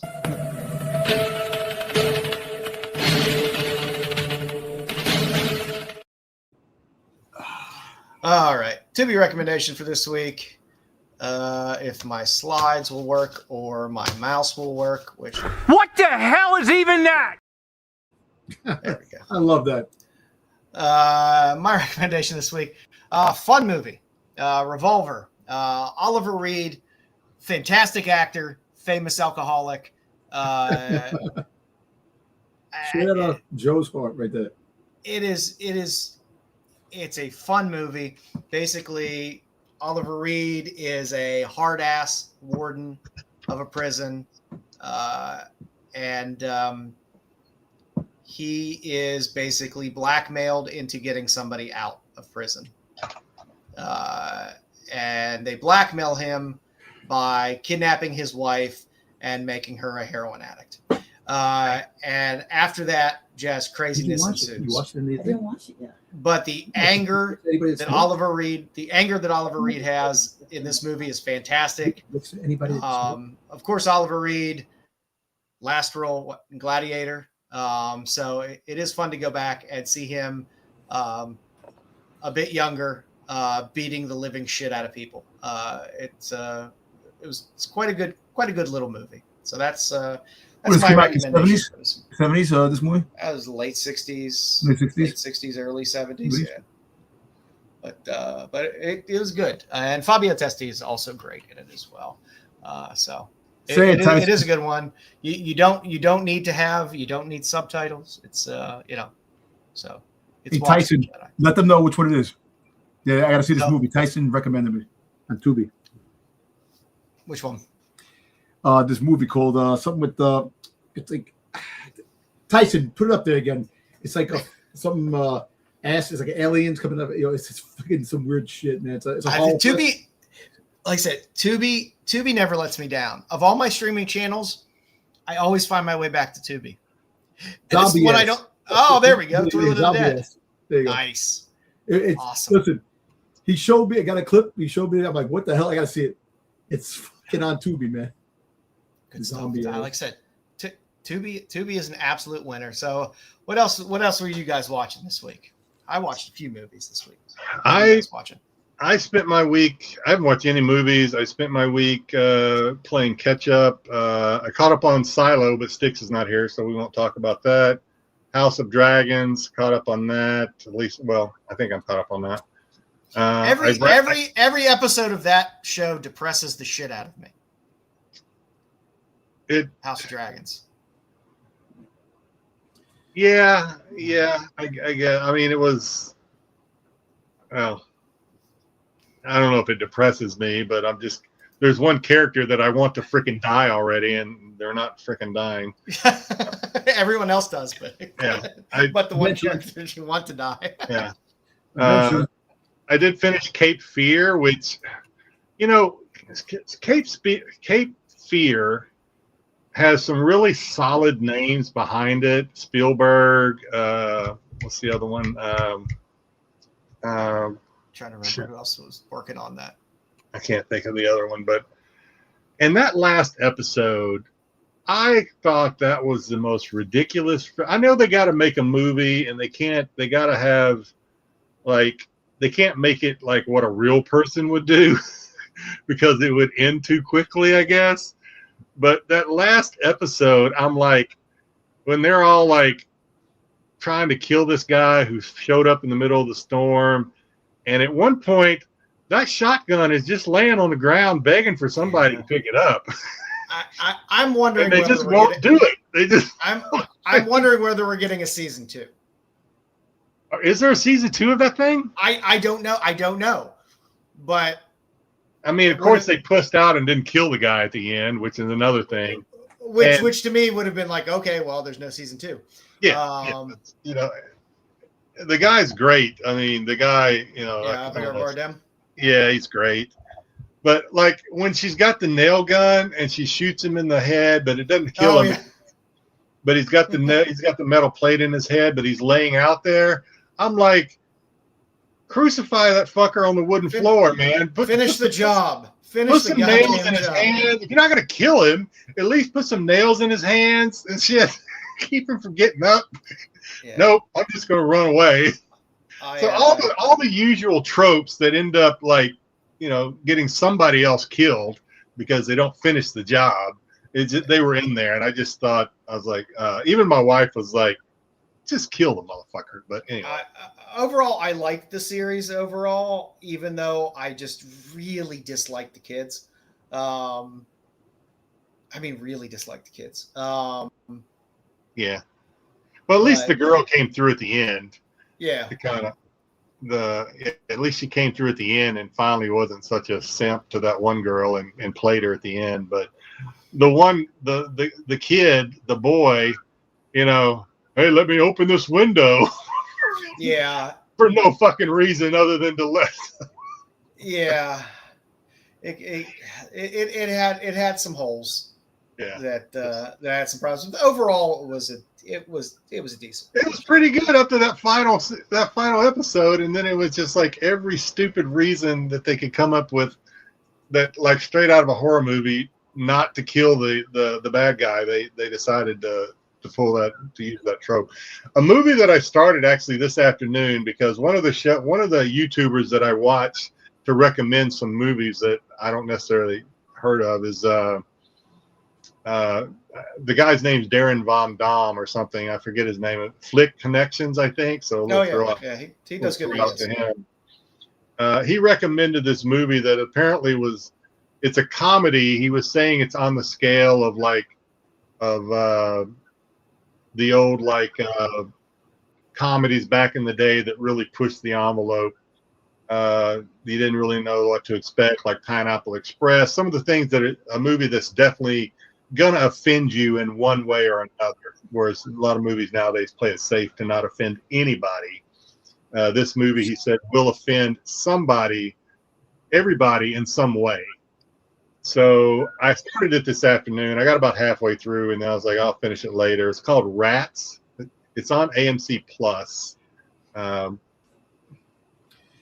called Rats. So it's the only thing I haven't finished it. Basically, it's about a kid, a teenager. He's a tagger. He gets in trouble in this crazy. It's a comedy. He gets in trouble, and this crazy policewoman's trying to use him to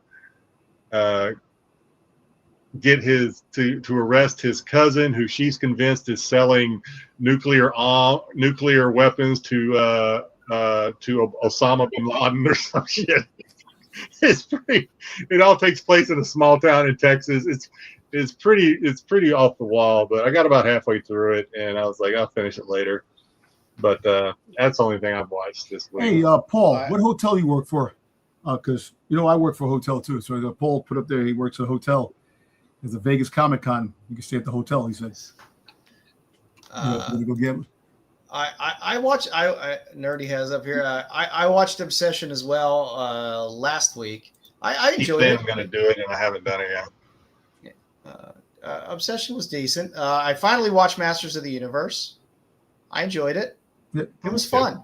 I thought it was That's fun. It was a fun movie, and that's all I wanted. I wasn't expecting high arts. I was expecting an entertaining movie. I got an entertaining movie. I'm okay with that. You know what? Listen, a lot of people did. Look, you know what people have to understand. You can't regenerate the 80s magic now. For some reason, even if you has anyone actually gone back and watched old episodes of I know. Masters of the Universe? The old Masters of the Universe, it's corny. It's like now when you watch things now as an adult, you're like, this is great. It's corny, but it's still, you grew up with it. That's what makes it fantastic. And that's the problem. You know, like a lot of people aren't going to generate, you know, towards certain things. And I still have to watch He-Man. I have to watch it, but also, you know, like they're going to do a Thundercats cartoon or something. And a recreate. Okay, my wife is like recreate. And she comes in hooked on phonics. Didn't help me out. That's why. Yeah. So. Hey, Joe, I know you have. Well, actually, no, Joe, I think you have because this is one of the rare movies that actually pulled you into a theater. So everybody has seen the new Spider-Man movie now, right? I think. No, it did not pull me into a movie. Yeah. It pulled my son into a movie. Oh, I thought you went to see it. Okay. Oh, fuck no! I dropped him off, and then I went and had a burger and had a. Okay. So I saw it last Saturday. I thought it was pretty good. I thought it was real. I don't know. I'm not going to be 10 out of 10. I mean, I don't know, but I thought it was good. I'd say it's very good actually. But my son told me I'm overthinking it. The credit scene, which, good God, please make us watch the entire freaking credit to give us a credit scene, please.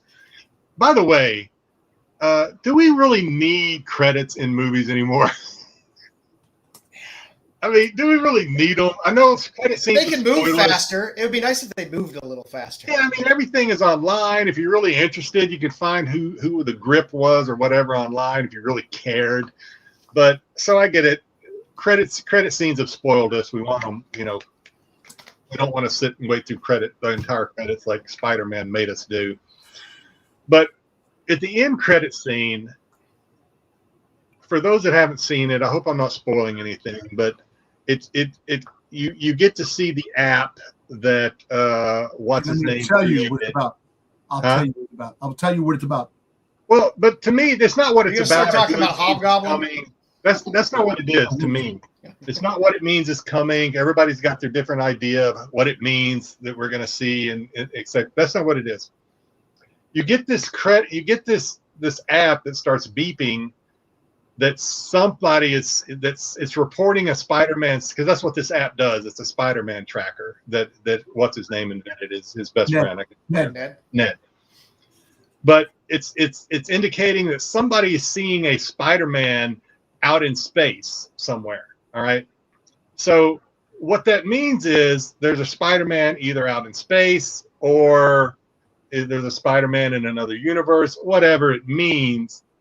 But that also has to mean that somewhere out there is that app that somebody. So not only is there another Spider-Man, but there has to be another Spider-Man app out there and someone is using that app in order for it to say that, hey, Spider-Man is out there. Well, somebody's going to be in space. I know what you mean. You see, wherever it looks deep into things. Not only Spider-Man, but there has to be an app out there with somebody tracking Spider-Man out there. You know, so I told my son that, and he's like, "Dad, you're overthinking it." And listen, I'm like, it is overthinking. You know why it's overthinking? It's just the app showing that Spider-Man will return. You don't know what Spider-Man is going to return, but Spider-Man's going to return. That's what the app is saying. It's representing that Spider-Man's going to return. I get that. I get that. But I was just like, my son is like, "You're overthinking it. Don't let it ruin the movie for you." And I'm like, "I'll try." So, anybody watch the second season of the Cape Crusader Batman on Amazon Prime? I started to. I watched the first 2 episodes, and I still have to get with the 9th Jedi that just dropped on Disney. The Vision. Dropped too, yeah. I got to watch that too.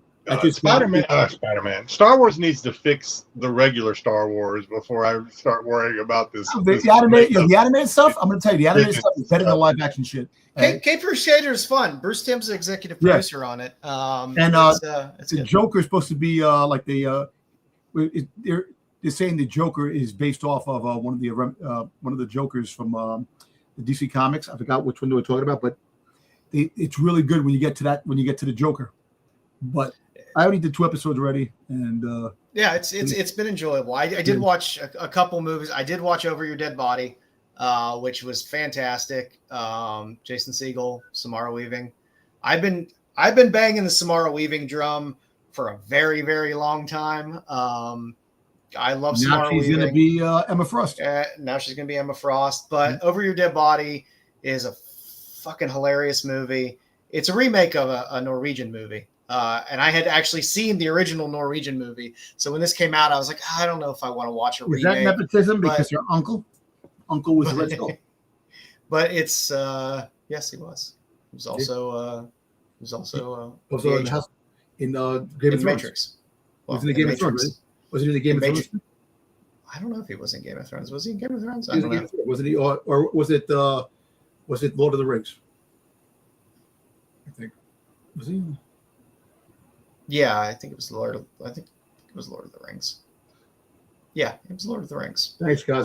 But anyway, it's a hilarious movie. The original Norwegian one was fantastic. Sometimes remakes bother me a little bit because I was like, I kind of seen the movie already, and I'm going to be thinking about the original too much.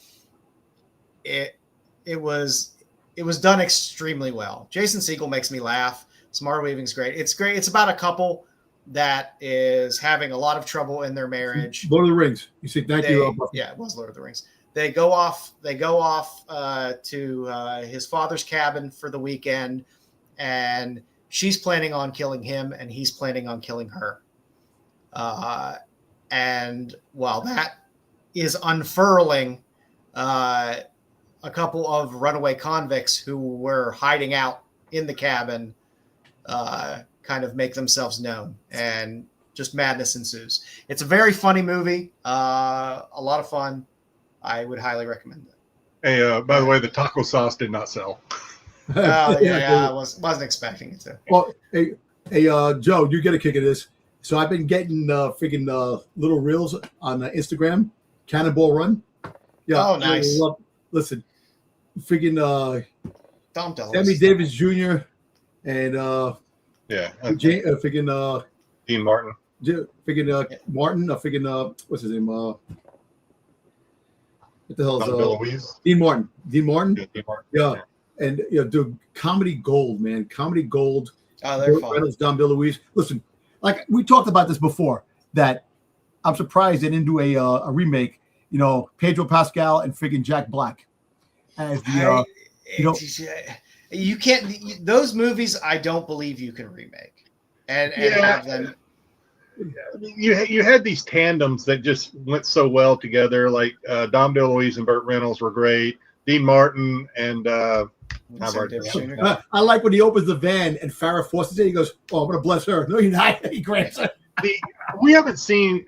Correct me if I'm wrong. Maybe I'm forgetting somebody, but I would say outside of Kevin Hart and The Rock, we just haven't really seen a lot of that type of chemistry, I guess.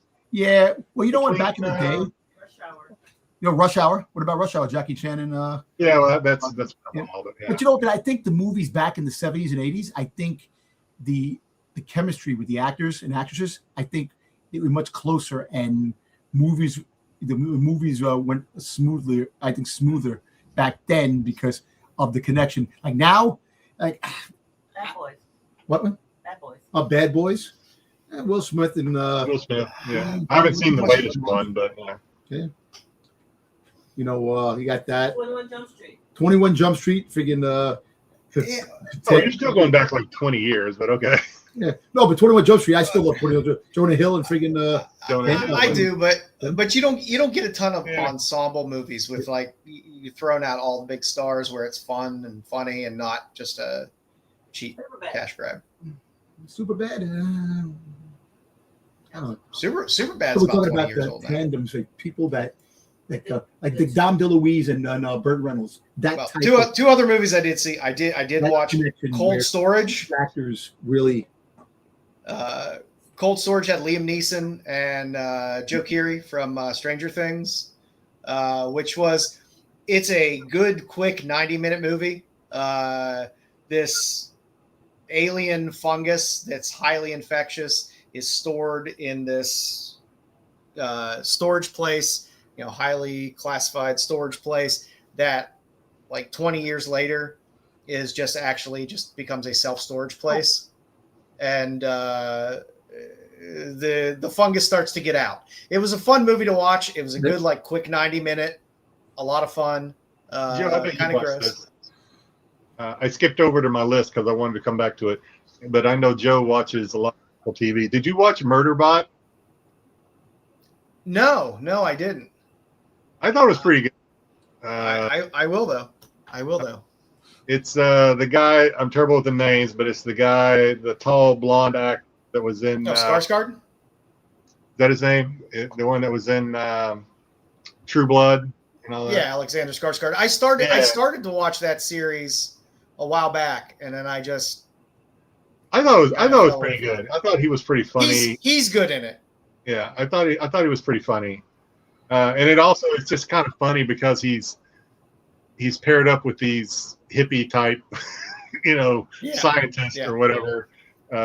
These like eco crusaders, and he's just kind of like just not. He's a robot, but he's a robot that has broken his controller chip, and he just kind of wants to, But yeah, he's been tasked to protect them, and slowly he starts to like. There's a bond that forms between them, but it's pretty. I thought he was pretty funny. Plus, it's kind of funny just how these eco crusaders just some of the dumb stuff they do in the name of being fair and It does have some funny moments in it, and he's the best part of it. I don't know. I don't think there's going to be a season 2, which is the sad part because of the way it ended. But I mean, it could be. They could also. I mean, they could always. I thought it was pretty good. Murderbot. Yeah, I also watched Hokum, which was really good. Little Irish folk horror with Adam Scott, which was a just really creepy movie, which made you feel like it was going to be like supernatural horror, but ends up not really being supernatural horror. But it was good. It was a good movie. Good, solid movie. Yeah, hippies. That's what I watched.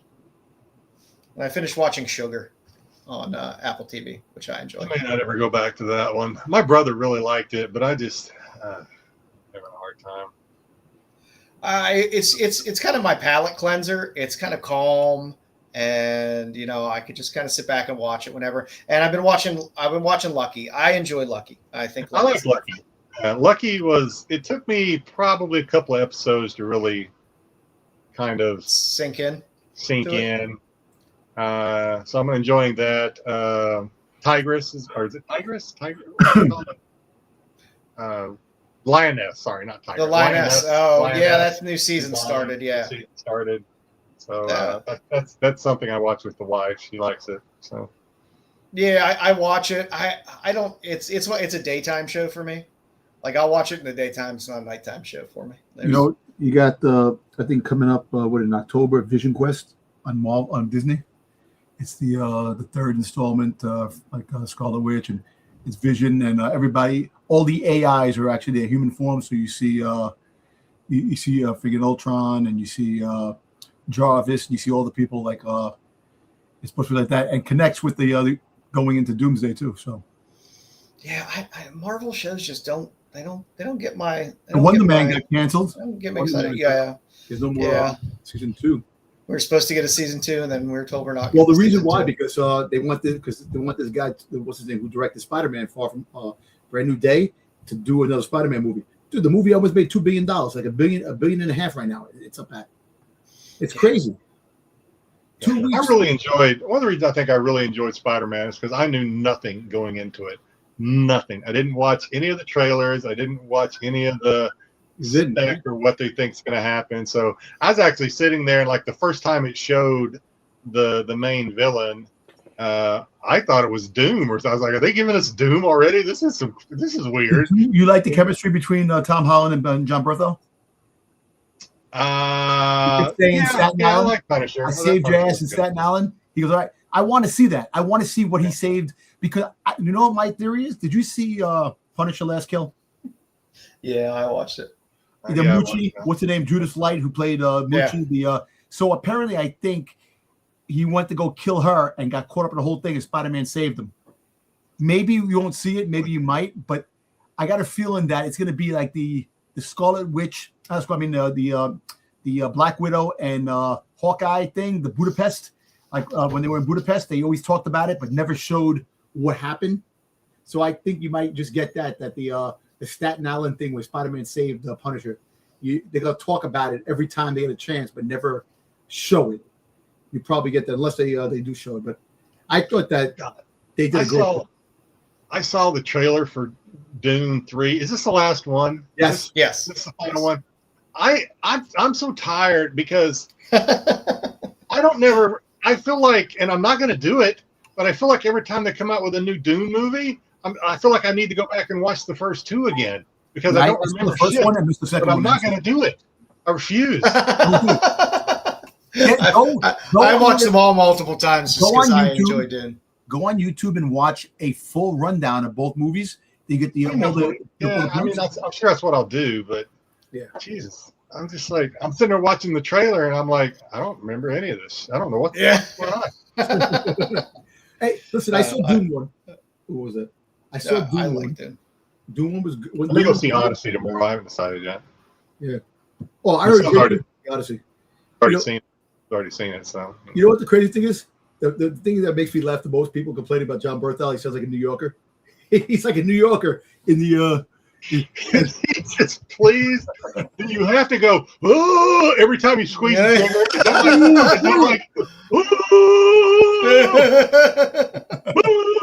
It's like you can't pull the. He screams a lot. It's like screams a lot. That's his thing. Yo, I went to go see when I got to see him in friggin' Dog Day Afternoon when I saw him in the Broadway show a couple of months back. The same thing. He's like just yelling. Like he did in Spider-Man. It's in his contract or something. I don't know. It's like he's not reserved like Thomas Jane. No, right. And he's sitting there. I don't want to give too much away, but he's shooting at the Hulk, and you're like, did they not tell you who the Hulk is? Why are you shooting? Why are you wasting these bullets shooting at the Hulk? You know, what are you gonna tickle him? He goes, do you not know what he is? No, but that actually was cool that he's shooting the machine gun and he's hitting him, and Spider-Man's taking him with the whip. I mean, if he was like, "Oh, I got special bullets," but he's like, "No, I'm just going to waste this ammo on an ammo." No, I didn't watch Last Jedi, the Ninth Jedi yet. I got to watch it. I'm gonna this weekend. I'll probably watch it tomorrow because this Marco they were talking about that shit on the friggin' I'm with you, Beacon. On the Star Wars show. Dude, I haven't been on the Star Wars show for like almost 3 weeks, almost a month. There's really nothing to talk about because Star Wars has been really. Oh yeah, no, yeah, Vision now. You can watch that. You can talk about that. Yeah, well, you can. Did it all drop it once again, or are they doing one episode at a time like they did? What the Visions? I think they're going to drop it all at once. I think it's all at once. I got to check. Vote a whole after like that one episode. Well, actually, I think it is all drop at one time. You know, that's the best way. Just drop it like that. But see, Maul, I prefer all at once. I prefer Maul the way it is. Once a week gives you the anticipation because Maul was really great. I enjoyed that. And the Dune series on HBO on HBO was great as well. The series I enjoyed. I watched a little bit of that and I stopped. Yeah. Hey, Jedi, Alien Earth is coming back beginning of next year. That's good. Nice. That's gonna be good. Can't wait for that. Yeah, I wish Styx was here. I really want to ask Styx what he thinks of this new season of Silo. But we'll talk about that next week. I wanted to ask Styx to tell me every person that was at the con in slow, painful detail. Well, apparently, a person that everybody doesn't like was there. A friend of mine. So that they saw him there. Bruce mentioned it earlier. Oh, Bruce. We love everybody. Nemesis Prime. My Nemesis Prime, Justin. He's but nobody. He's a good dude, man. Hey. It'd be very tough for me to be at a con where there's a casino because I have a feeling I'd be spending far more time in the casino than I would. Well, if I didn't go to San Diego, I would have probably went. Well, I've added to my stack of books that Styx got to get signed for me at NYCC because since Marissa Pope is not going to be at Dallas for whatever, not her fault, freaking dumb Dallas. You canceled? They never approved her application, she said. Oh, sure. Never heard. But she is going to be at NYCC, so I've already told her that I'll be there. my boy Styx. I don't think Styx got press passes. He got denied. He's getting in, isn't he? Is he not going? I don't know. I think the last he heard, he didn't get anything. Oh, well, I'll find out next week. I'm getting in. Dom, press you're passes. too busy, though. I don't know. You're going to be waiting in a line for 5 hours for the latest Funko, so I don't know if you're going to. Dude, I never friggin' win the Funko shit, man. And you know what? Like I said, well, this year when I went to San Diego, I got the mall, which I was able to get after the whole hoopla of everybody waiting online. You know, I really don't care. Look, like I said, there's really no the Funko Pops unless it's a Boba Fett, a Stitch, or one of the other characters that I like to get. But yeah, I'm sure Styx is having fun. Like I said, he picked me up some Betty Page prints. Oh yeah, so I'm Eric Slaughter, the Slaughter, the something's killing the children. Oh yeah, Funko's getting that. It's going to be the first time that she's going to have a piece, and that's going to be a hard piece to get. That's the piece I want. I actually want that. If I collected bobbleheads, that would interest me.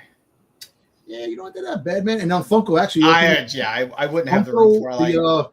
As a company, the stock has gone up.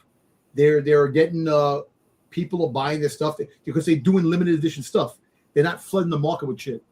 And there's numbers to. Oh, they're still flooding the market with shit. But then they're also just. But you know what? But they better. They have a lot of limited edition stuff, which is drawing more interest from collectors, and that's what made Funko a household name, and people enjoyed it with the limited edition stuff.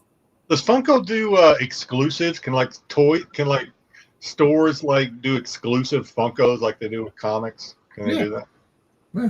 I mean, I guess you can do their own. I mean, they have the specialty series, which is like comic stores and stuff like that. That they get the a certain pop that has a stick, stuff like that. You know. So, Cosmic, I have one on the schedule, but I do not. The only reason I scheduled one today is because they're doing the zero commission, but I doubt I'm going to do it. I'm probably going to push it till Sunday. I like doing them in the morning. I'm too tired to do them in the evenings, especially, working today, doing the show. And yeah, I seriously doubt, even though zero commission would be nice. I really wish Whatnot, they always do these freaking commission, like the reduced commission or zero commission. They always do them on a Friday. And I was like, I wish there was someone I could say, can you do one on a Saturday or a Sunday for people that, especially for people that aren't in the main, the continental United States time zones? It would really be cool, but I know they won't. But. Yeah, nerdy. Yeah, it's going to be limited to 750 pieces. What was that, Don? No. Eric and Nerdy was saying about the Eric Slaughter, limited to 750 pieces. That's what the piece is going to be. So 30. Didn't know that. Yeah. All right, kids. As always, sum up to Rennavision. Pete has a lot of stuff out there, and we have a lot of great live shows. And there's a Star Wars show. Feel free to sub up to Bruce over at Kingdom Nerds _ where Bruce is always dropping interesting shows and FOCs. Yeah, always trying to talk about stuff. DC shit. Yeah. All right, those preventative maintenance are fantastic. Like I said, if you're a Will Eisner fan, search those things out. They're amazing. So up to Styx Boy, where he'll eventually have another Doctor Who show, and he teams up with the Absolute Geek Podcast and Dom, and they do their Off the Mat Wrestling show on Thursdays. Yeah, so wrestling is pretty good. I actually am the PLE champion again. The freaking the belt. I won the belt again. We did we picked the winners and losers for SummerSlam, and I won for the third straight time for PLEs. So I'm a champion. So watch the wrestling show on Thursday night. Just wait, RP. Just wait until there's going to be coming up in about a month. There's going to be my last show for about 2 Fridays while I go on vacation to Texas for Dallas Fan Expo. Wait for that show. I may really give Pete a heart attack. Drop a then I'll bomb just, so I can have a Ride out my vacation as 2 week well. suspension in Texas and then come back. Oh boy. As always, you can catch Pete's CBSI Hot 10 on Fridays. You can always catch us at 9:30 here. I don't know if there's an SNS tomorrow night or not. There is. There is an SNS tomorrow, so catch those crazy guys at 9 p.m. Sundays, catch all the Star Wars news, whether there's none or some or a lot, on Tales from the Dark Side at 9:15. And D23 is the end of the month, so there's going to be some stuff that's dropped. there you go. You'll get some drops. Yeah, so you get some Star Wars stuff dropped. Get some momentum going there.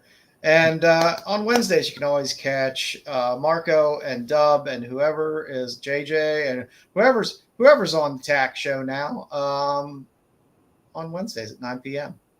So that's all I got for this week, guys. Appreciate it, Nerdy. Thanks, Nerd. Hope you guys have a fun weekend. School's going to be starting back up, so I'm going to be busy. That's going to be tough. They're saying Monday over here, the sun's that is going to start getting darker early, starting Monday. So we're going into fall season, my favorite time of year. Yeah, leaves are already starting to fall off the trees here a little bit, and it's going to be about that time before you know it. So I'm happy about that. We'll be back next week, as always. Take care, everybody. Have a good one. Bitches leave. The qualified.